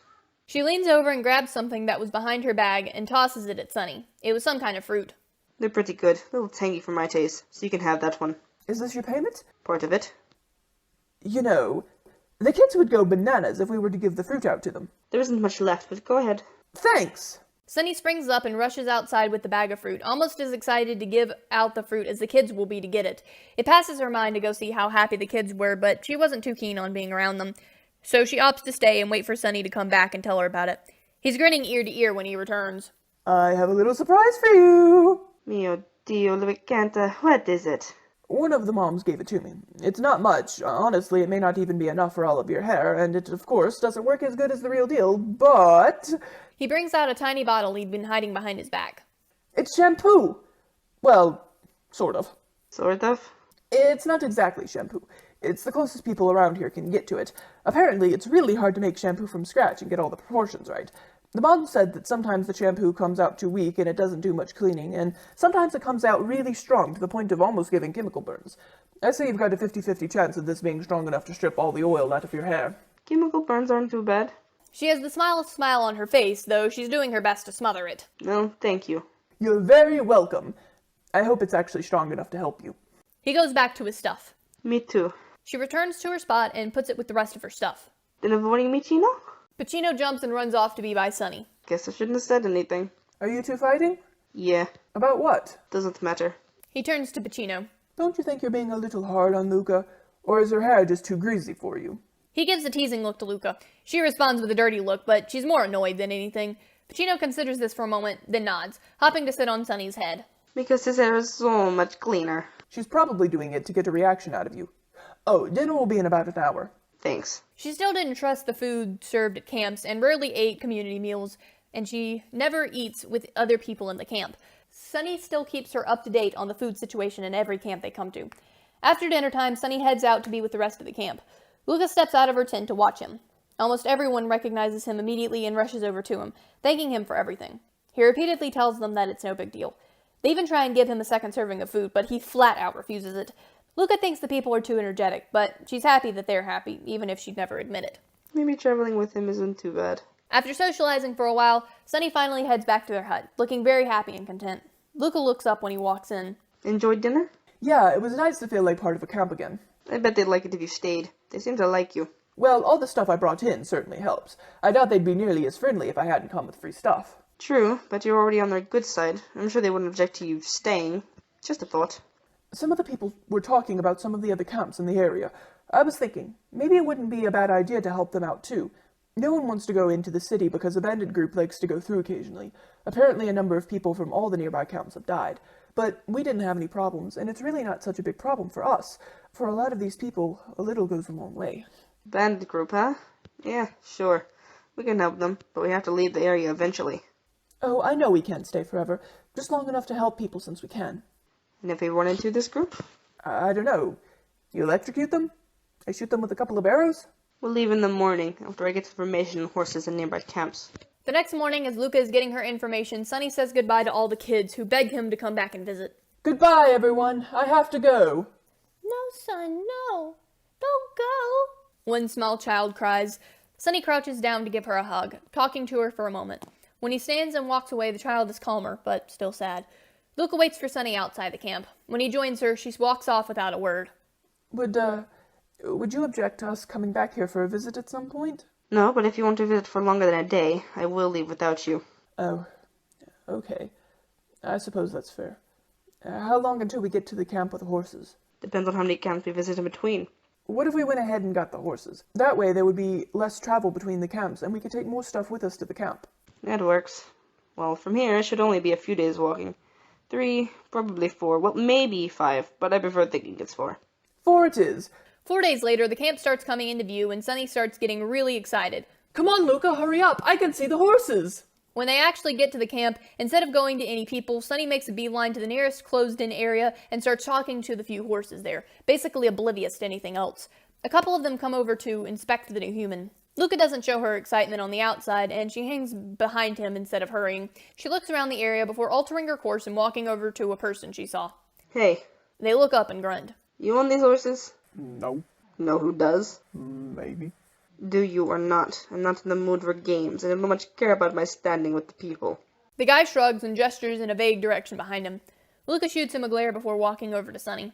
Come on, you're better at dealing with people than me. Let's go find out how much a horse is. But horses. Luca almost slaps him for that. Fortunately for both of them, a large burly man walks out of the nearby stable and approaches Sunny and Luca. The horses seem to like you, son. Would you like to feed them? The man gives Sunny a few sugar cubes. Now you want to hold your hand out flat for the horses to eat. Otherwise they'll chomp on your hand just as soon as they'll chomp on the sugar. You the owner of the horses? Yes, little lady, I am. What can I do you for? Would you be willing to make a trade? Well, that depends on what you have to trade. We also need to learn how to ride. He does. Though I suppose it wouldn't hurt me to get a refresher. At the moment we have to trade is lacking, but for good reason. We were hoping to get a list of things you would like in exchange for 2 of your horses so we could gather things and bring it back to you. Ah, well, I suppose we could work out a little something. Where y'all headed? Ohio! That's mighty far from here. That's why we're hoping to get the horses. Shoes are hard to come by. You know anything about Ohio? Can't say I do. I've never left Texas. I'm just an old ranch hand. Well, if you don't have much experience with horses, I'll need to teach you before we head off. Can we talk about it while your friend Here, stays with the horses. I have experience with horses. It's him that's cause for concern. Sonny, I'm going to need the paper for the list of things to trade. He digs through his bag and gets out the legal pad and pins. After Luca has it, he immediately goes back to the horses. Let's make a deal. He leads the way inside. When Luca gets inside, she looks around. The man waves her into the living room. Make yourself comfortable. Name's Gus, by the way. He gives her a sad smile. At one point in time, I would have offered you a lemonade. Luca. Gus clears his throat and takes a seat. He starts listing off supplies like rope, food, seeds, clothes, and other things that could be expected. He asks for hard-to-come-by things as well, like sugar and leather cleaner. He requests building equipment and supplies so that they can keep making shelters for the people living in the camp. I tell you, if you somehow manage to get your hand on an entire working tractor, I might just give you both horses for that. I'd still require more for the equipment, though. I hope you understand. I understand. We will do what we can to get everything. Considering everything, some of these shouldn't be too hard to find. A working tractor, well, we will do what we can. I do question, though. How could we get building materials out here? Yeah, that one might be a little harder for you. You need help transporting just about everything in order to get enough stuff that I'd be willing to trade the horses. You seem like you feel comfortable in being able to get what I'm requiring. I suppose I could just come with you now to wherever it is you're going, bring a couple of horses. I might even be able to get a trailer that a horse could pull behind them, though that'll be a little harder to swing. You'd have to give me some time on that one.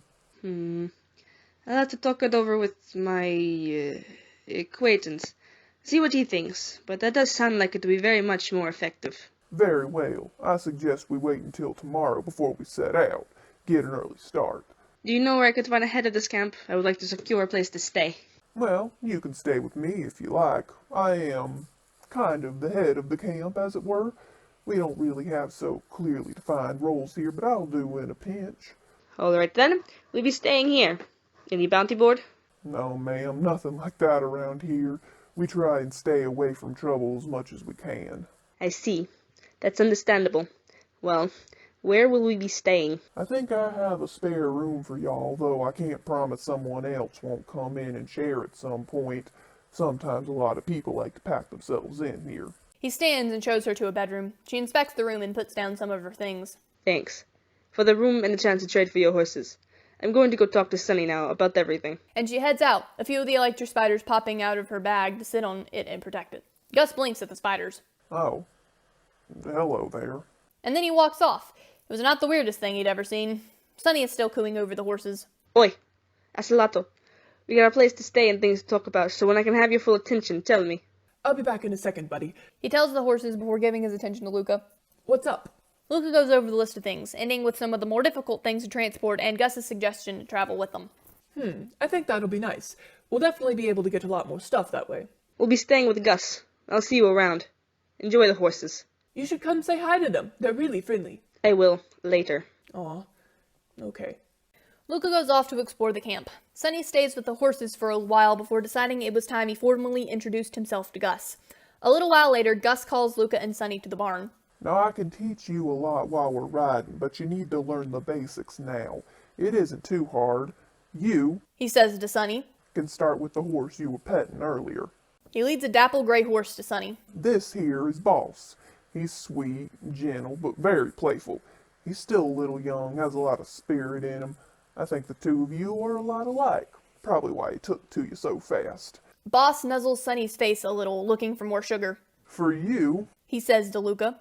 I want you to meet Gwyneth. He walks off and comes back with a solid brown horse, a little shorter and squatter than Boss. Gwyneth's getting a little on up there in years. She usually does good with new people, as long as they don't act a fool. Here, come say hi. Sonny is already rubbing all over Boss, cooing to him excitedly. Luca's mouth twitches at seeing Gwyneth, and she walks forward to meet her. Then she stops, her hands twitching. She wants nothing more than to pet the horse. I believe I have a problem.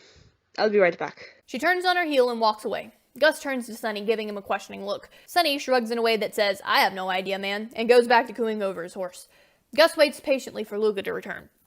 Luca paces for a few minutes before jogging away from the camp. She finds a place she can safely discharge and shakes her head, feeling tired. I rely too much on electricity. She shakes her head and jogs back. She takes a few deep breaths and calms her heartbeat before returning. Sorry about that. She approaches Gwyneth and reaches out to pet her, very wary that she might shock the poor horse. She doesn't, but she's still worried. Hey, yeah, good girl, Gwyneth. Now, you said you've got some experience riding horses, is that right? See, I'm probably a little rusty by now, but I remember most of what I learned. All right, I'll let you get acquainted with Gwyneth while I go help your friend. Gus walks back over to Sunny.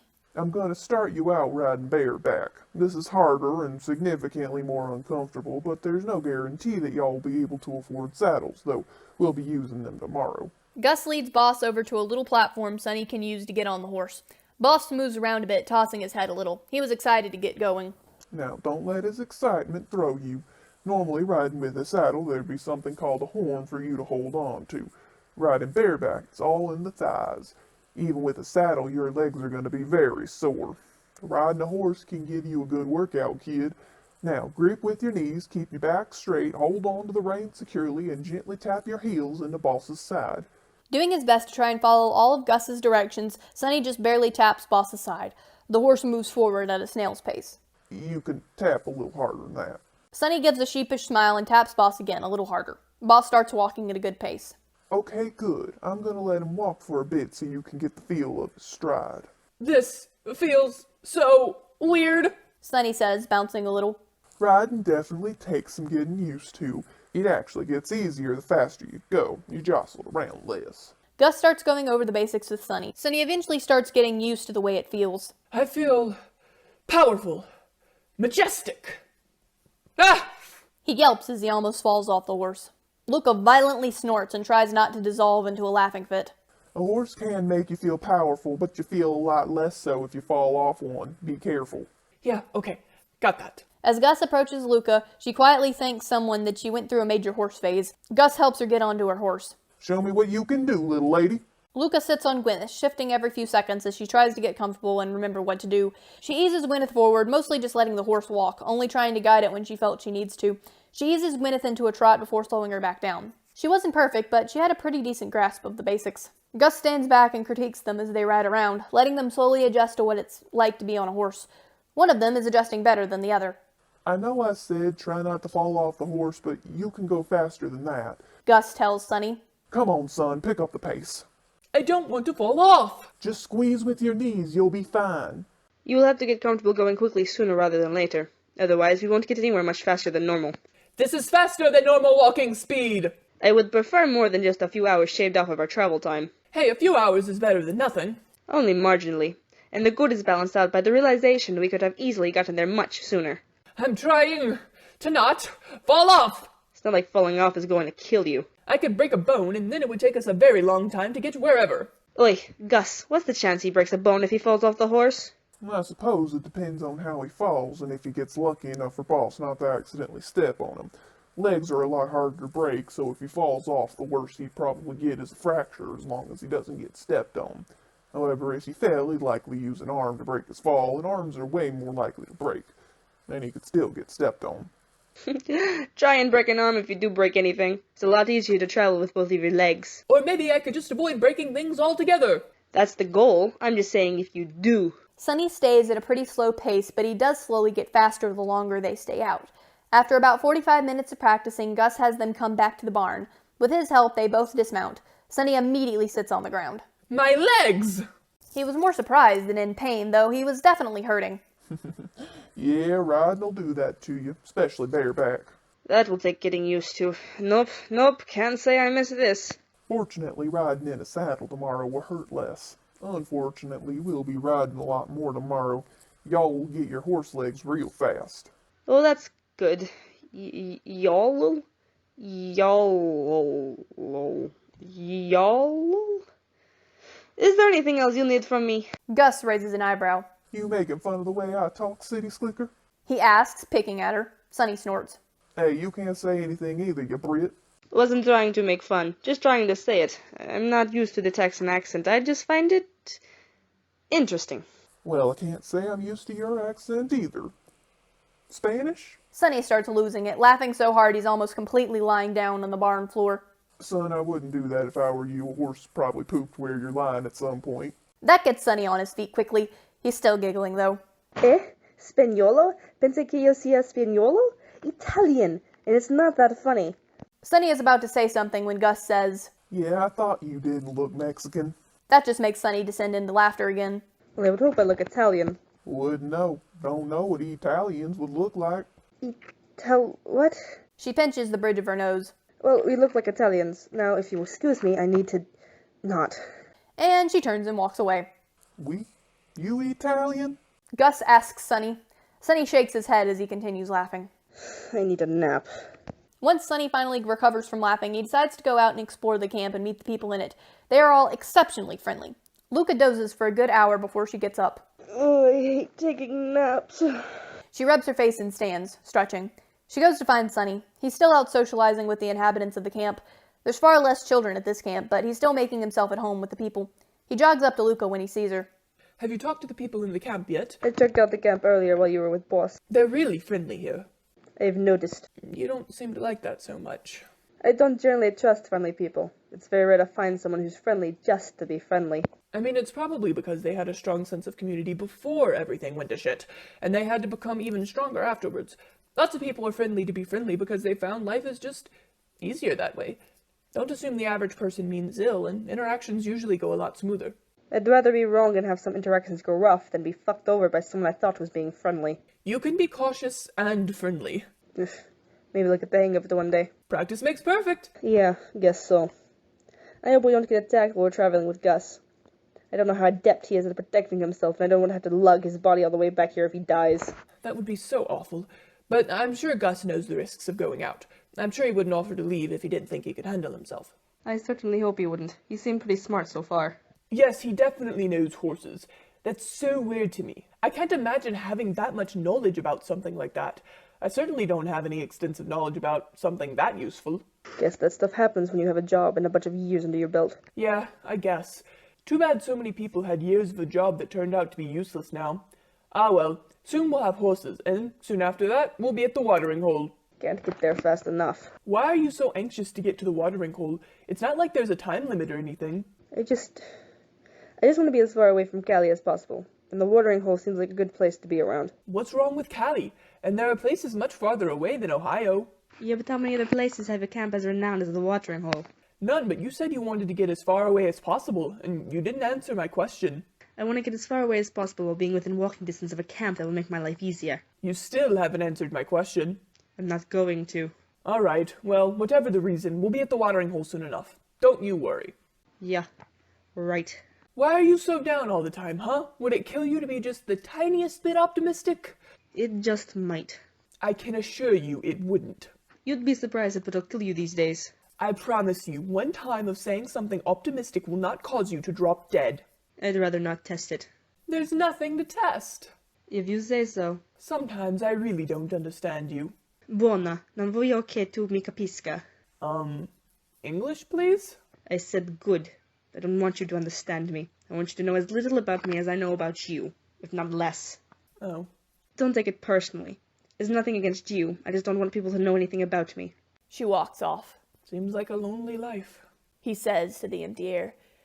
Dinner that night is far more lively than at all previous camps they'd been to. The people here have a strong sense of community, and socializing with each other over dinner and sharing what they had long since been a tradition, even before the apocalypse.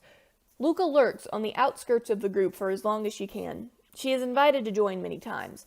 She misses the feeling of being part of a community. She saw this place as being just one big family, and that just made her want to leave more. As she walks away, Gus comes up to her, trying to convince her to stay, but he is unsuccessful. Sunny, on the other hand, is in the middle of it all, and loving every minute of it. Someone even pulls out a banjo at one point and starts strumming on it. A couple others join in singing. Normally someone would have brought out alcohol of some kind, and before long, people would have started dancing. But alcohol had long since been hard to come by, so everyone had to make do with just music tonight. Luca walks out onto Gus's porch and listens to the music, alone. She did feel a little bad for leaving, but Sunny could have a good enough time for both of them. This goes on a pretty good ways into the night. Luca is still awake when Sunny enters the room he's sharing with her. She's in the corner of the room, messing with one of her balls of wire. Pacino and a few of the other spiders are curled up in her lap. She looks up when he enters, does a small gesture of acknowledgement, and goes back to work. Hey, we missed you at the gathering. I'm sure your gathering was fun, but I am not sorry I missed it, and I'm sure I was not missed. I promise you were. You missed a really good time. You should try and get to know people. I know you're afraid of getting fucked over, but these people are really nice and friendly. I think you'd enjoy yourself if you just let yourself. I have no interest in becoming acquainted with people I'm never going to see again, and I'd rather not spend my time with a bunch of people. I take enjoyment from other things. What, afraid you're going to be sad if you get close to them and have to leave? Are you afraid of getting hurt or something if you let people within 2 feet of you and your emotional barriers? I'd rather a solid 6 feet between someone and my emotional barriers, thank you very much.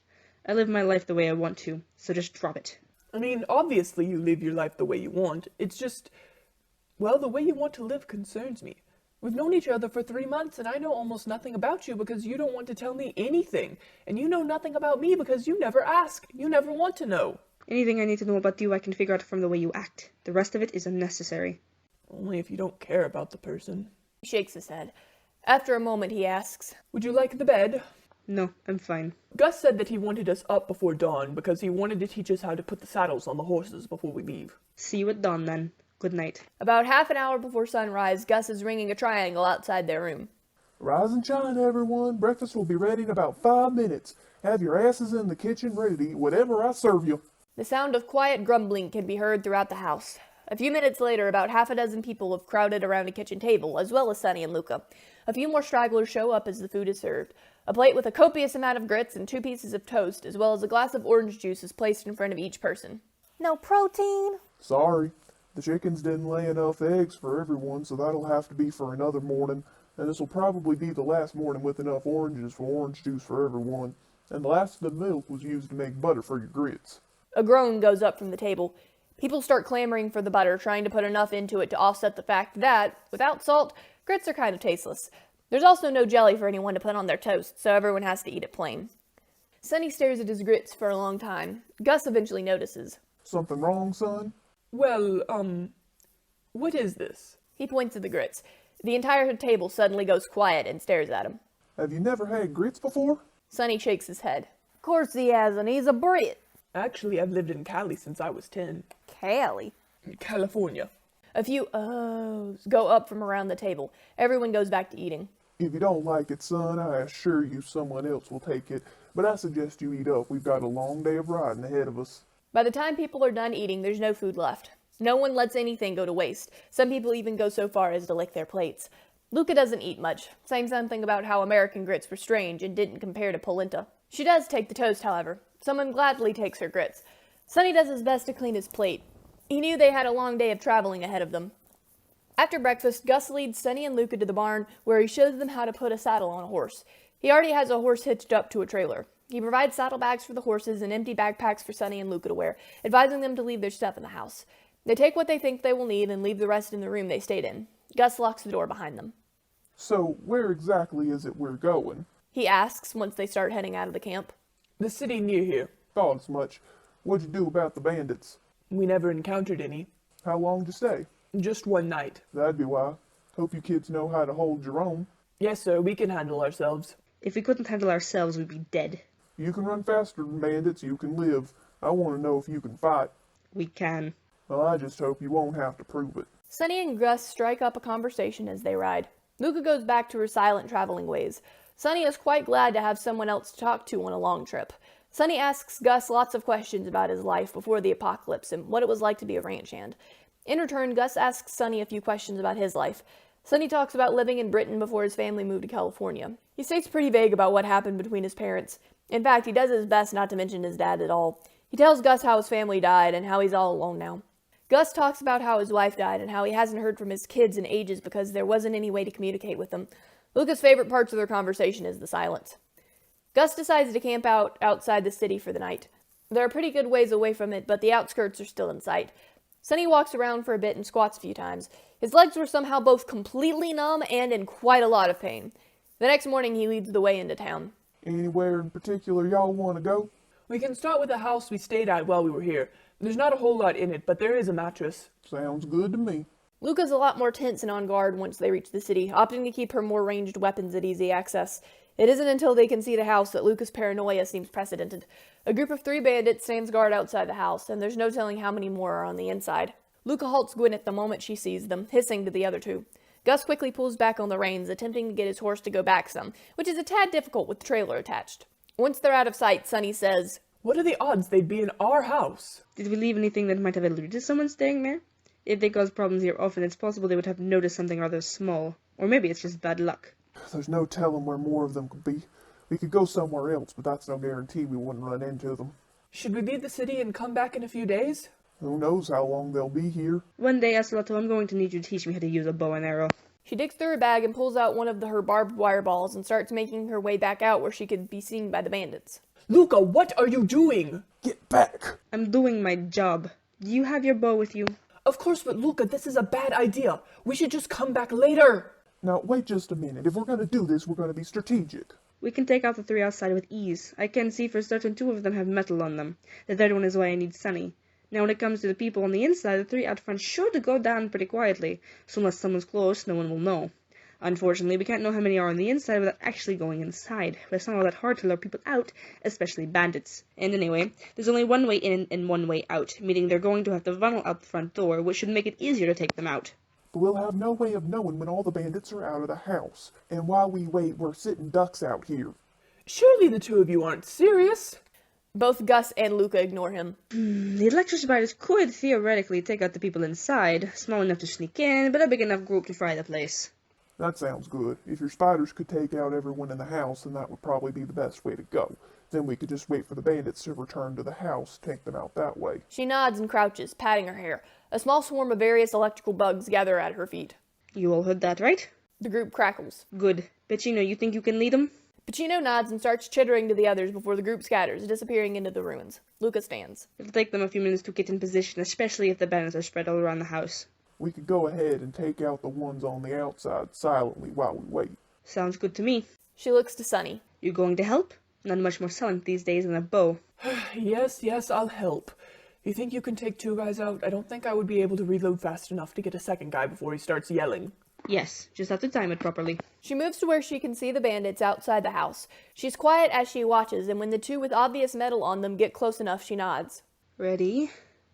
Now! And she throws the electrified fastball right into one of the bandits' chest. The electricity surges through his heart before bouncing to the one beside him and killing him. Luca looks grimly pleased with herself. Sunny jumps out when she says now, takes half a second to aim, and releases an arrow. It hits the guy's head, making him drop to the ground instantly. Nice shot, Oceloto. When will we know when the spiders have done their thing? They will return when they're done. Luca returns to Gwyneth and pulls out another ball and hooks it, a little haphazardly, to her side. A few minutes later, Pacino comes hopping up, still buzzing. All done? The spider nods. Good. Luca picks up Pacino and sets her on her shoulder. Slowly, the rest of the bugs return to Luca's hair. So, what are we going to do about all the bodies? Drag them somewhere away from the house. Scavengers gotta eat too. We could always burn them, I guess, but that's not a great smell. I would really rather not. Come on, you 2. The sooner we're out of the open, the better. They take the horses to a nearby building to hide them. They also drag all the dead bodies into the building before holding themselves up in the house. I suggest the 2 of you go upstairs. You'll have a better viewpoint. I can run out and move the bodies after you get them. Sounds good to me. Come help me move the shit, Oceloto. Working together, they soon have all the stuff moved away from the staircase. They find windows on different sides of the house to keep watch from. Sunny doesn't look happy about it, but he gets into position all the same. Are you going to be okay? I'll be fine. They focus their attention out the window and wait. They stay like that for a while before a few bandits show up. They wait until all the bandits are close to the house before attacking. Gus quickly moves them. A little while longer and then more bandits show up, and Gus does his best to move them as fast as possible. This repeats a few times until, eventually, people quit showing up to die. They wait a while in silence before deciding it's safe. Well, that's done. He turns away from the window and sits on the ground. Are you alright? Yeah, I'm fine. Hopefully this area will be safer now. It can be effectively used by the surrounding camps. Yeah, safer now. He shakes his head and stands. We can cover more ground and look for more stuff if we split up. They talk to Gus and agree to meet back up at the house in 2 hours with everything they found. 2 hours later, Sunny returns with a full container of gas and a pack full of stuff. I managed to get some gas. How'd you manage to pull that off? The cash register was open at the gas station. I used the money to empty all the pumps into this. Well, I'll be damned. I wonder if any more stations have some leftover gas. Probably, though I can't guarantee the quality. I can't guarantee the quality of this. Hey, I'll take whatever gas you can give me. Gus takes the container and puts it on the mattress that's in the trailer. What you got in the pack? Some building supplies. I found a hardware store. I've got some nails, a tiny wrench, the head of a hammer, some special kind of tape, and something I think is supposed to be a staple gun. Luca arrives soon after. I found leather cleaner. Only 1 bottle. She digs through her pack and pulls out a packet of carrot seeds. No idea if these will grow, but they're the best I've got. I also saw what looked like a paint store. Might have stuff in it. There was some kind of store out of my time limit reach. Looked like it might have sold tractors or something at some point. Don't know if it'll have a working one, but it might have something useful.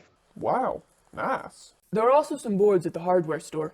Not many, but too many for me to try and carry on my own. Okay, you two head back to the hardware store and get the wood. I'll snoop around the tractor place, see if I can find anything useful. Sounds good. Sunny leads the way to the hardware store. The three of them spend the rest of the day collecting stuff. It takes the rest of the day to gather enough stuff for the horses and equipment. They decide to spend the night and head back to Gus's camp the next day. Practically the entire camp shows up to help them unload all the stuff they collected in the city. Sunny and Luca stay a couple of nights before saying their final goodbyes and thanking Gus. He wishes them luck, and they ride off back to the city to gather more stuff for the other camps. Back in the city, Sunny seems far less excited to go exploring through the houses than he was when they first arrived, but he does his best to keep his optimistic attitude. They gather up a lot of stuff, mostly clothes, and pack the saddlebags in their backpack as full of stuff as they can before riding away from the city, like saviors of the South. At every camp they go to, people are at first skeptical and then overwhelmed by their kindness. They all thank Sunny and Luca profusely. Most of them ask what they can do in return. Sunny never lets them accept anything more than a good meal and a good place to sleep.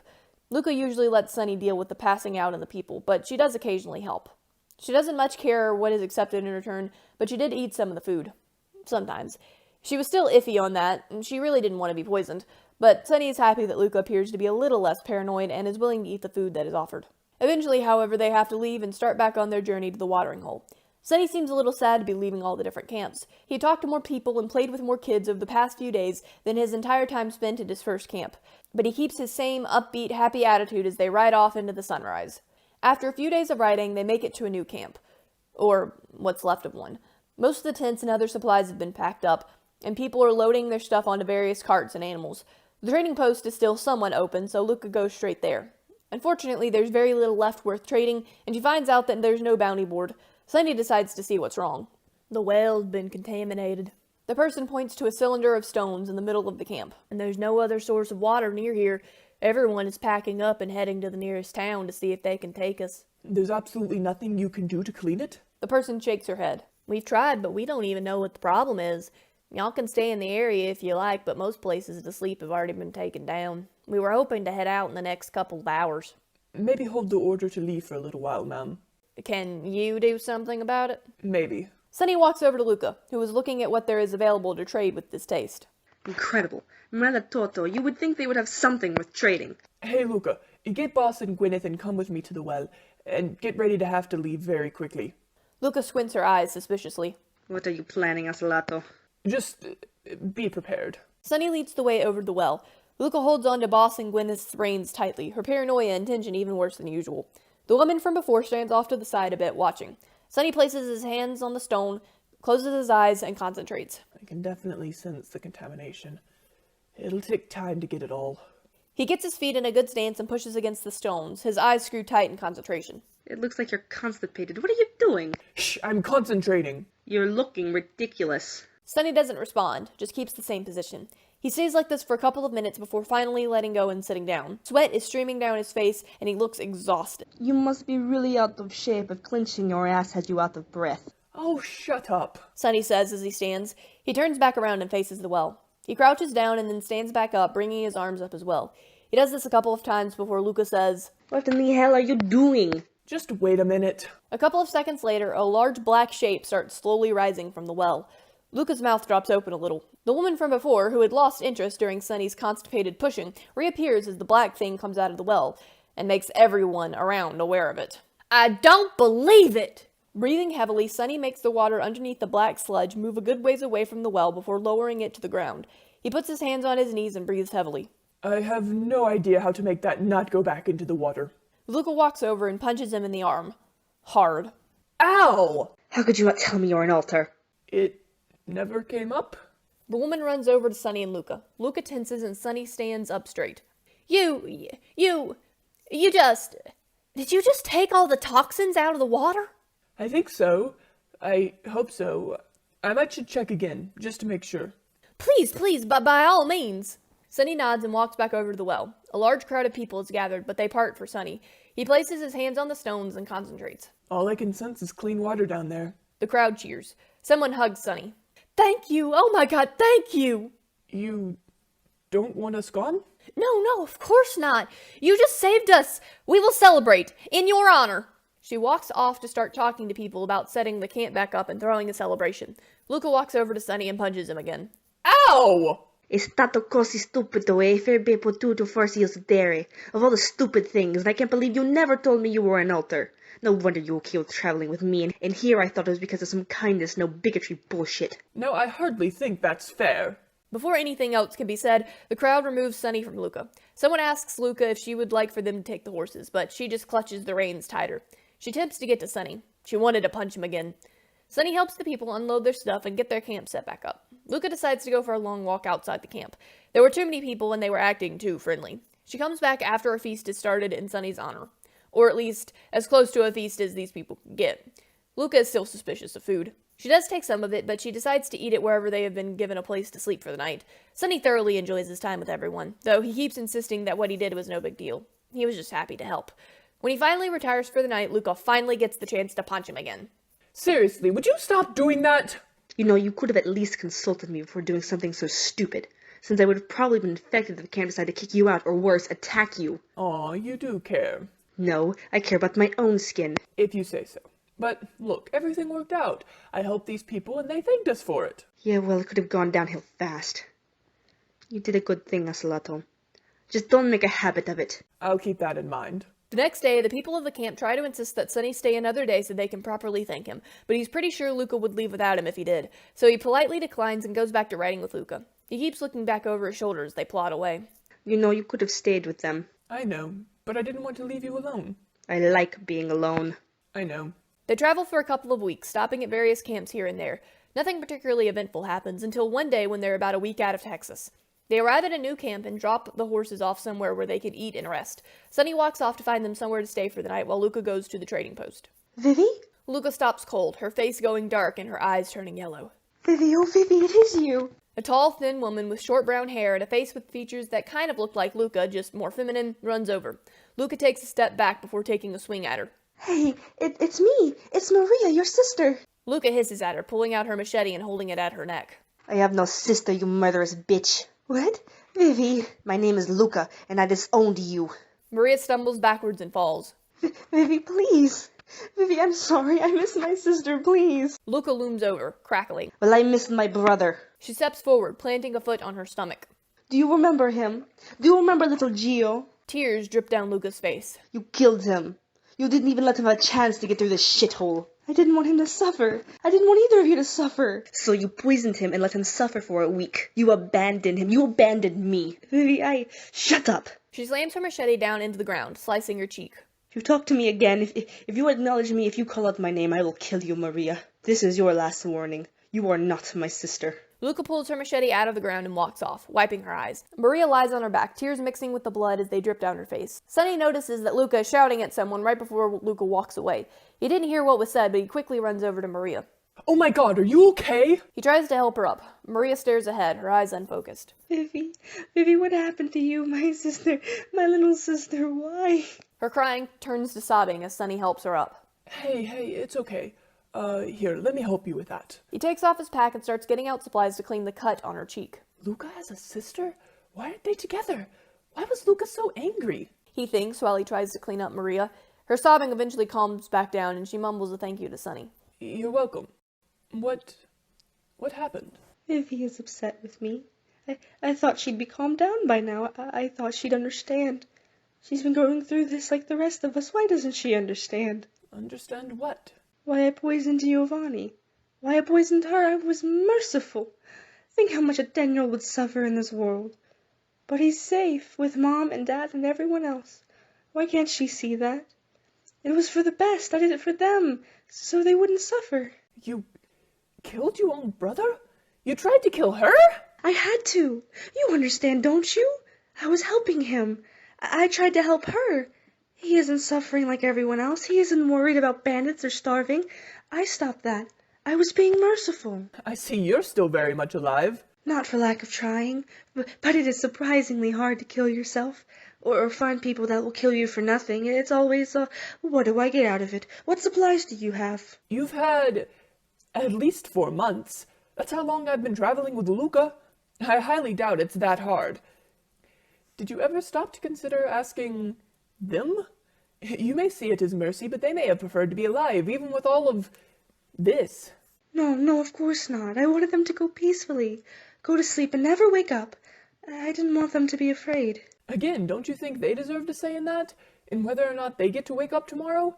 You may not have thought that living through all of this was worth it, but they might have, and if they did, knowing you tried to kill them certainly wouldn't have seemed like mercy. It would have seemed like a very deranged thing to do, especially if you are still alive, because that gives off the impression you didn't think their life was worth it, but you think yours is. Of course it was mercy.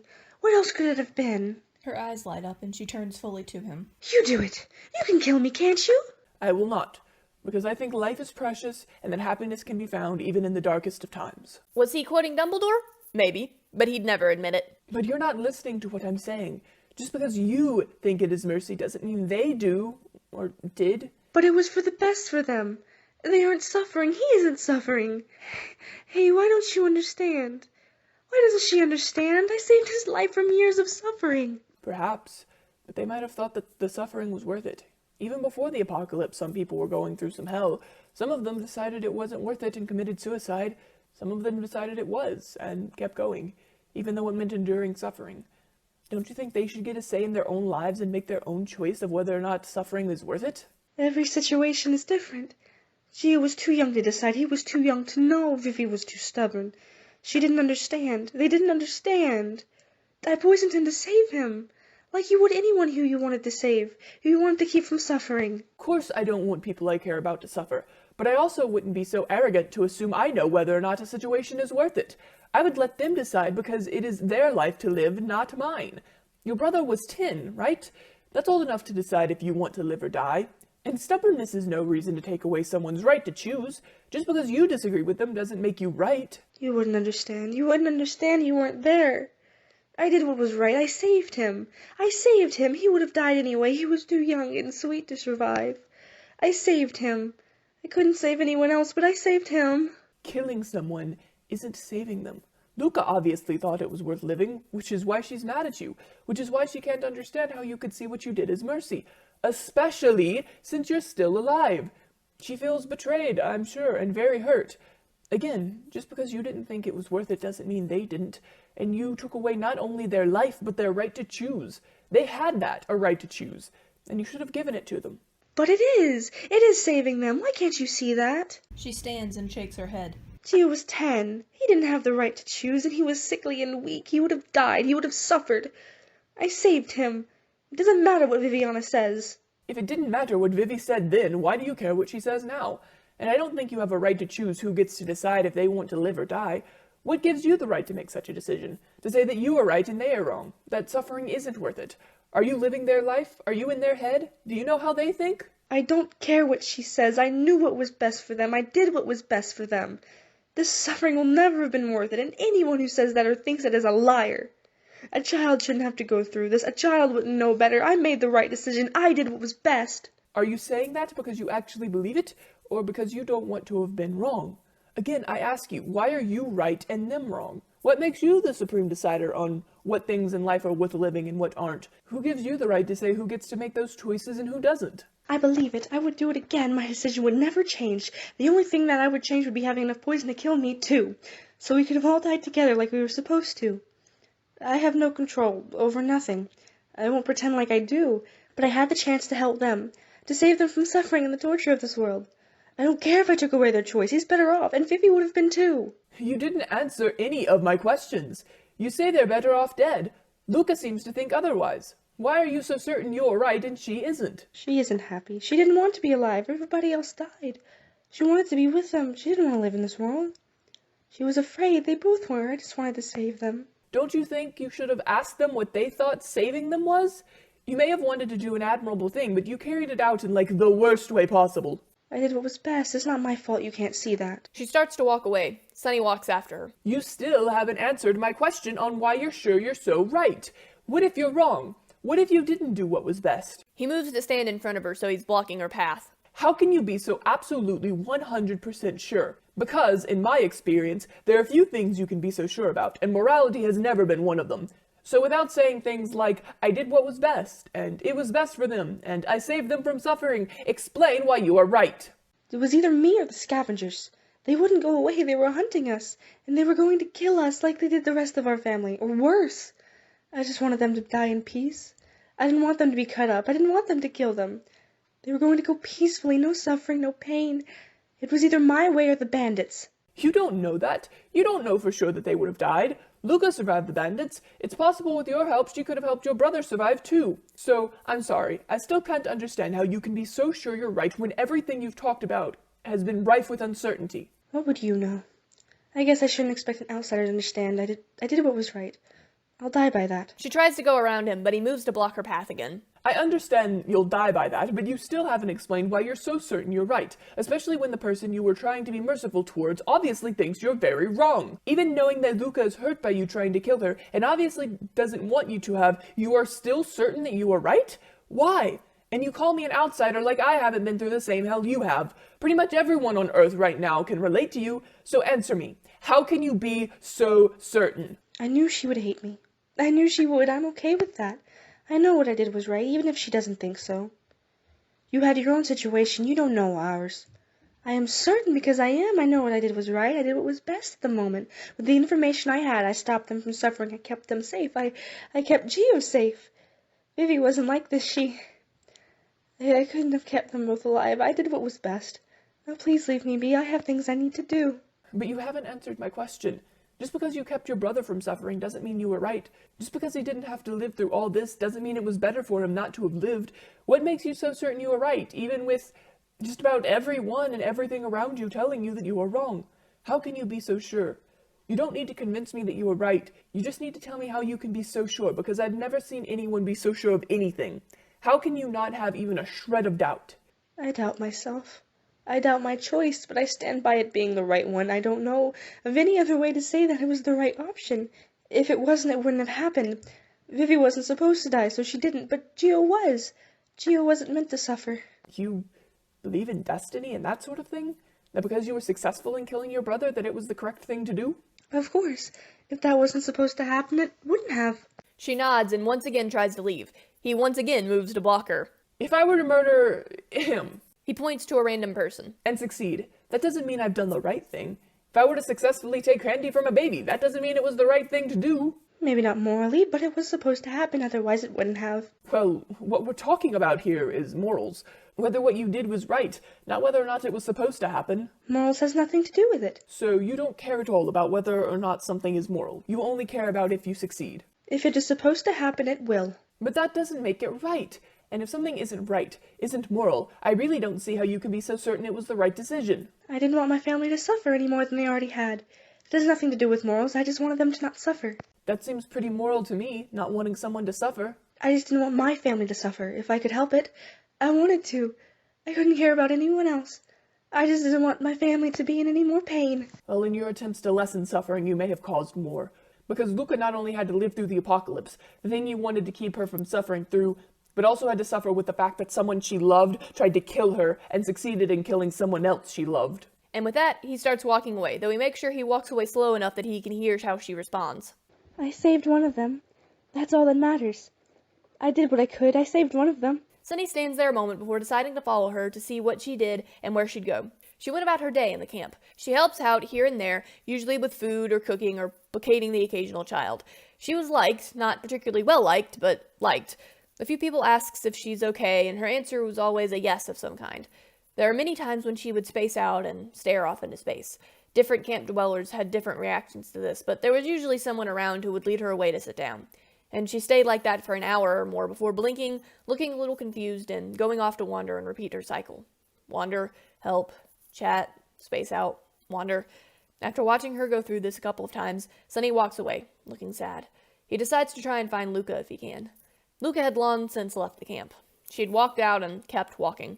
One of the electro spiders had made their way back to camp to find the other human they liked, check on him. When it finds them, it just follows them around. Sunny eventually notices the spider. He bends down and lets it crawl into his hand. It does so happily and waves at him. Hello there, little guy. Is Luca still in the camp? The electro spider shakes his head. Do you think she'll be coming back soon? He shakes his head again. I hope she doesn't leave without me. But surely she'd come back if she noticed you were missing, right? Sunny is quiet for a moment before asking, Do you know anything about Luca's sister? The spider makes a so-so motion. Pacino would know more, but he can't communicate that. I didn't even know she had a sister. I don't really know anything about her. He shakes his head. I feel bad. For both of them. The electrospider nods. Her sister needs some serious help. He moves his hand so the spider can get on his shoulder. Come on, let's go find somewhere to stay for the night. Sonny talks to someone and gets a place for him and Luca to stay for the night. And he waits. And waits. It isn't until the sun has set that she makes her way back to the camp. She finds someone and asks them if they've seen Sonny and where he's staying. She has to ask around a bit, but she is eventually directed to the tent Sonny is in. He stands when she enters. Hey, He says because he doesn't know what else to say. She nods at him in greeting, but doesn't say anything. She doesn't look at him either. She just finds a place to sit and sits. He's quiet for a moment before saying, I talked to your sister after you left. And what did that bitch have to say? You know, if I have my days right, his birthday was last week. She needs help, Luca. A lot of serious mental help. A lot of us fucking do. Good luck finding any. My point is, you can't really blame her. He grimaces at how insensitive that sounded. That wasn't his intention. I mean, she's obviously not all there. I followed her around for a bit. All things considered, it wouldn't surprise me if she wasn't all there before. She looks at him, a little shocked, before looking just plain pissed, but that dissolved rather quickly into looking just tired. She shakes her head. Whatever. I'll hate and blame who I want. But why? What does hating her do? It only makes you more miserable and prevents her from ever having a chance at getting better. Leave me alone, Sonny. You didn't answer my question. I don't care if she gets better. I don't care if hating her makes me miserable. She deserves to be hated. Now leave me alone. She deserves to be hated? Even though she isn't right in the head? Even though it isn't really her fault for what happened? She was just wanting to help? You want to hate her for that, even though it just makes you even more miserable? Why? She tried to kill me. You know what? I don't have to explain myself to you. Fuck off. No, I suppose you don't, but you're not really looking at the whole picture if all you do is focus on what she did and not why she did it. You're hating her for being mental, which is unfair to both you and her. Luca decides she'd rather not talk about it and gets up. I could care less if it's unfair to her. I couldn't care less about why she did it. I was with him when he died. I was the one that tried to keep him alive. I buried my brother. She left us. She didn't even wait to see if we were dead. I could care less what happens to her. The only reason I didn't kill her the first time I found out was because she deserves to suffer. I will hate her until I die, and I will drag her into hell when she does. She walks out of the tent and starts heading back out of the camp. It wasn't worth being there. She should have guessed as much. Sonny follows her. But you haven't told me why. You are bound and determined to hate someone just to... what? Make yourself miserable? Why are you so determined to focus on a situation in only the way that allows you to go, woe is me? Because for some unexplainable reason, you want nothing more in your life than to be as miserable as you possibly can. And this just puts fuel to your pity party, doesn't it? Is that why? So you can keep pitying yourself and never grow up and learn to deal with it like every other person on this planet has managed to do except you? She keeps walking. She has nothing to say to him. He moves to be in front of her. You can ignore me all you like. But that won't change the fact that you running away from your problems and your emotions does nothing. While you are trying to put on a big show of being so tough, everyone can see that you do it because you're soft and you're afraid of getting hurt again and you just want to be miserable. Why? Why do you want so much to be miserable? I just want to be left alone. And she moves around him to keep walking. He moves again. You're still miserable when you're alone. You're sour and have a bad attitude even when you're far away from people and playing with the only friends you have, which are bugs, which, incidentally, can't speak to you. You're still miserable when you refuse to even, for half a second, try to see things from your sister's perspective. Why, man? Despite everything, despite all of our traveling, despite everything I have ever done, you have never not been miserable. Okay, that wasn't completely true, but he was trying to push her buttons. Now that leads me to conclude that you want to be. Now either correct me, or tell me for what god-awful reason you could want to be miserable. She doesn't really have an answer. Ask a few months back, before traveling with him, before meeting up with Maria the first time, she would have said she deserved it, but she knew that wasn't true anymore. It had been Maria's fault Giovanni had died, not hers. Maybe traveling with you puts me in a pissy mood. You were in a pissy mood before you started traveling with me. And you're still avoiding my question. Why are you so bound and determined to be miserable? I'm not. Sorry I can't see the good in anything that has to do with this shithole. Sorry I don't want to forgive my sister for murdering my brother, that I want to give her the time of day. Sorry I'm always so fucking miserable during the fucking apocalypse. The world fucking sucks. There is nothing worth living for. Why the fuck should I be in a good mood? I'm not saying you should be in a good mood. I'm saying you shouldn't actively try to seek out being in a bad mood, which you seem to. The world may suck, but there is still some good in it, but you never want to look for it. You scoff at the idea. And I'm not saying that you have to forgive your sister. What I am saying is that it's unfair to both of you to hate her the way you do, and it makes absolutely no sense why you would intentionally choose to make yourself miserable in a situation like this. I don't actively seek out anything. Intentionally choosing to ignore your sister's mental illness seems like actively seeking out being miserable to me. It's me actively ignoring her existence. In order to make yourself miserable so you can hold a grudge against her because you're ignoring her mental problems. You still haven't explained why. What do I need to explain? Why do I need to explain anything? Because I want to know. Because after so many months of traveling with you, I feel like I've at least unlocked that part of your fucking backstory. Because goddamn, Luca, I care about you, but eventually you're going to find yourself sad and alone. And if you keep pushing away the people who care about you, you really are going to be miserable. Not because you'll be alone, but because you will have found out what it's like to not be lonely and lost that. He shakes his head, sad and disappointed, and starts to walk away. Put up your walls if you have to. If you're so afraid of being hurt again, I guess there isn't much I can do now, is there? Luca makes a noise that sounds like a choked laugh at the backstory reference. I already know what it's like to not be lonely. I've already lost that. She shakes her head. Why would you do something so stupid as to care about someone else? Because I know what it's like to lose people too! He yells, venom in his voice. He turns on her, getting angry surprisingly quickly. Guess what? You're not the only one with a tragic backstory. Every person on this planet has one. I know what it's like to lose people, and furthermore, I know what it's like to lose people that I didn't care about when I should have, and it fucking sucked. Caring is not stupid. You are just a miserable, selfish, self-centered asshole who can't get outside of her own goddamn bubble of a pity party to realize that even though everything sucks, you don't have to be miserable. He's screaming by the end, and there are tears in his eyes. He turns around and quickly walks away. Luca is very surprised by his shouting and a little scared he might attack her. She readies her machete just in case. Pacino jumps out of her hair and goes after Sonny. That hurt more than anything. Well, it was your fault for not caring for them. And she walks out of the camp. Sonny doesn't notice Pacino, so Pacino jumps on his leg and crawls to be on his face. Sonny jumps a little when he suddenly feels something on his leg, but he relaxes when he sees that it's just Pacino. He quickly wipes the tears from his eyes. Oh. Hey, Pacino. She jumps up onto his face and rubs on his cheek, trying to get any more tears and dry them. She crackles quietly. You didn't have to come, but thanks. He heads back to their tent. She rubs on his face again and crawls to sit on his shoulder. He piles blankets and pillows up and sinks into it, somewhat curling into the fetal position. I miss them. He says quietly, though he doesn't specify who he's talking about. Pacino can only guess. She stays on the side of his face, gently vibrating, doing her best to comfort him. A tear occasionally falls down his cheek, but he pretty much just stays like this, in the fetal position on a pile of blankets in the dark in the back of the tent. Pacino cleans up any tears that pass within her reach and stays there on his face. Luca is still walking out into the darkness. She keeps a straight shot, so at least she'll be able to get back if she decides to. She talks as she walks. To God. She didn't have a particularly good relationship with him, but she hadn't had a good relationship in what felt like a very long time. Did you have to take him? Was there something I could have done? Did he celebrate his birthday? Is he happy there? Do they hate me for who I am now? She eventually sits down somewhere and looks up at the sky before lying on her side. It's just the stupid sky. Eventually, Sonny feels a little better. The tears stop and he doesn't hurt quite as much on the inside. He gets tired of waiting to see if Luca will come back.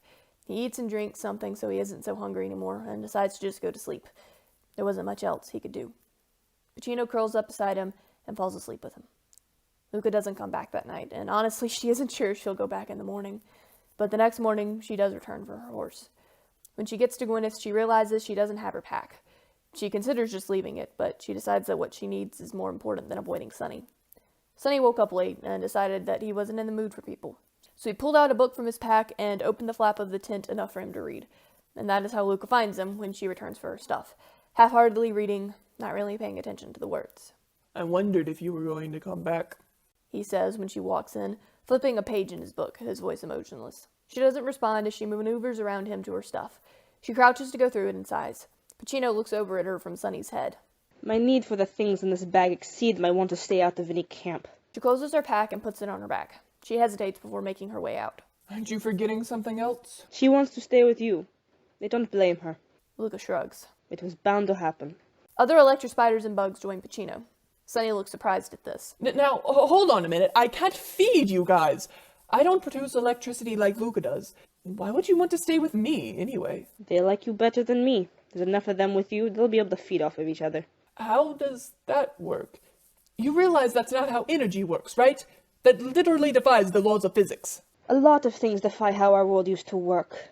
And they have enough stored up that when they plague, enough comes from the static of their fur rubbing together to keep them full. And that's what I've gathered anyway. And she leaves the tent. He stands and walks after her. You know, I was going to ask if you cared about me at all, if I was worth even an electra spider to you, but I say that you don't even care about them. You don't care about anyone or anything, and that's why you're miserable. And back inside the tent he goes, feeling a profound sadness about losing someone he cared about very much, mostly because she didn't seem to care about him at all. Luca looks down and shakes her head. If they don't want to be with me, I don't blame them. They don't need me. They obviously don't want me. I've cared about every single one of them. I have. She had a strange way of showing it at some points, but she did genuinely care for the spiders. And Sunny, though she wouldn't admit it, she cared for Sunny. She clenches her jaw and takes a breath, shoving down her tears. It doesn't matter. If she doesn't want to travel with me, that's her choice. I'm not going to force them to stay with me. Sunny doesn't hear anything she says, as he's already gone back into the tent to cry more silent tears. The electro spiders crowd around him and try to comfort him. The ones that stayed in Luca's hair hunker down. They were still rather young. All the older ones that could live on their own if they so pleased went to be with Sunny, Pachito included, and that broke Luca. But what's one more? She makes her way back to the horses to leave the camp for good. After a minute of crying, Sunny says, Go to Luca. She needs all of you more than I do. They shake their heads. Please, I don't think I can look after you like Luca has. I don't have as much hair as her, and she needs you more than I ever will. Please go to her. They shake their heads again. Why not? He asks, even though he knows they can't really answer. She's been taking care of you for so long. They want to answer him, but unfortunately they aren't quite old enough to have words down. Pacino just reaches to his face and nuzzles his cheek where the tears were. Do you think there's any chance she'll come back? They shrug. They had no idea. I shouldn't have yelled at her. I just snapped. I only ever wanted to help her. What a great way to do that, by yelling. He shakes his head. I'm sorry, guys. Eventually, Sunny leaves his tent, the electro spiders clinging to various parts of his head and shoulders. He decides he'll just stay in the camp. He doesn't have much better to do. He thinks about maybe going back to the camp where he restored the water supply, or maybe going back to the city they had pillaged and continue giving out supplies to the nearby camps, but he doesn't really feel like traveling all the way back there. And he wants to stay in this camp in case Luca, by some miracle, decides to come back. As he walks through the camp, he hears a familiar voice, one he hasn't heard in a very long time. He hurries over to a small group of people who've gathered around a radio. Relocated here to Ohio at the famous watering hole. And let me tell you, folks, it is certainly a sight to behold. There's all kinds of people here working on all kinds of projects. Scientists and entrepreneurs and innovators of all kinds. I was invited to come here so that I could keep everyone up to date on the state of the world to the best of my abilities. Things may be rough, folks, but there's hope here at the watering hole. And where there's hope, there's a future for us all. In the coming weeks, I will keep you up to date on what's going on, and let me tell you, the people here have so much planned. I may be far away, but what is going on here will impact you all. Stay strong, everyone.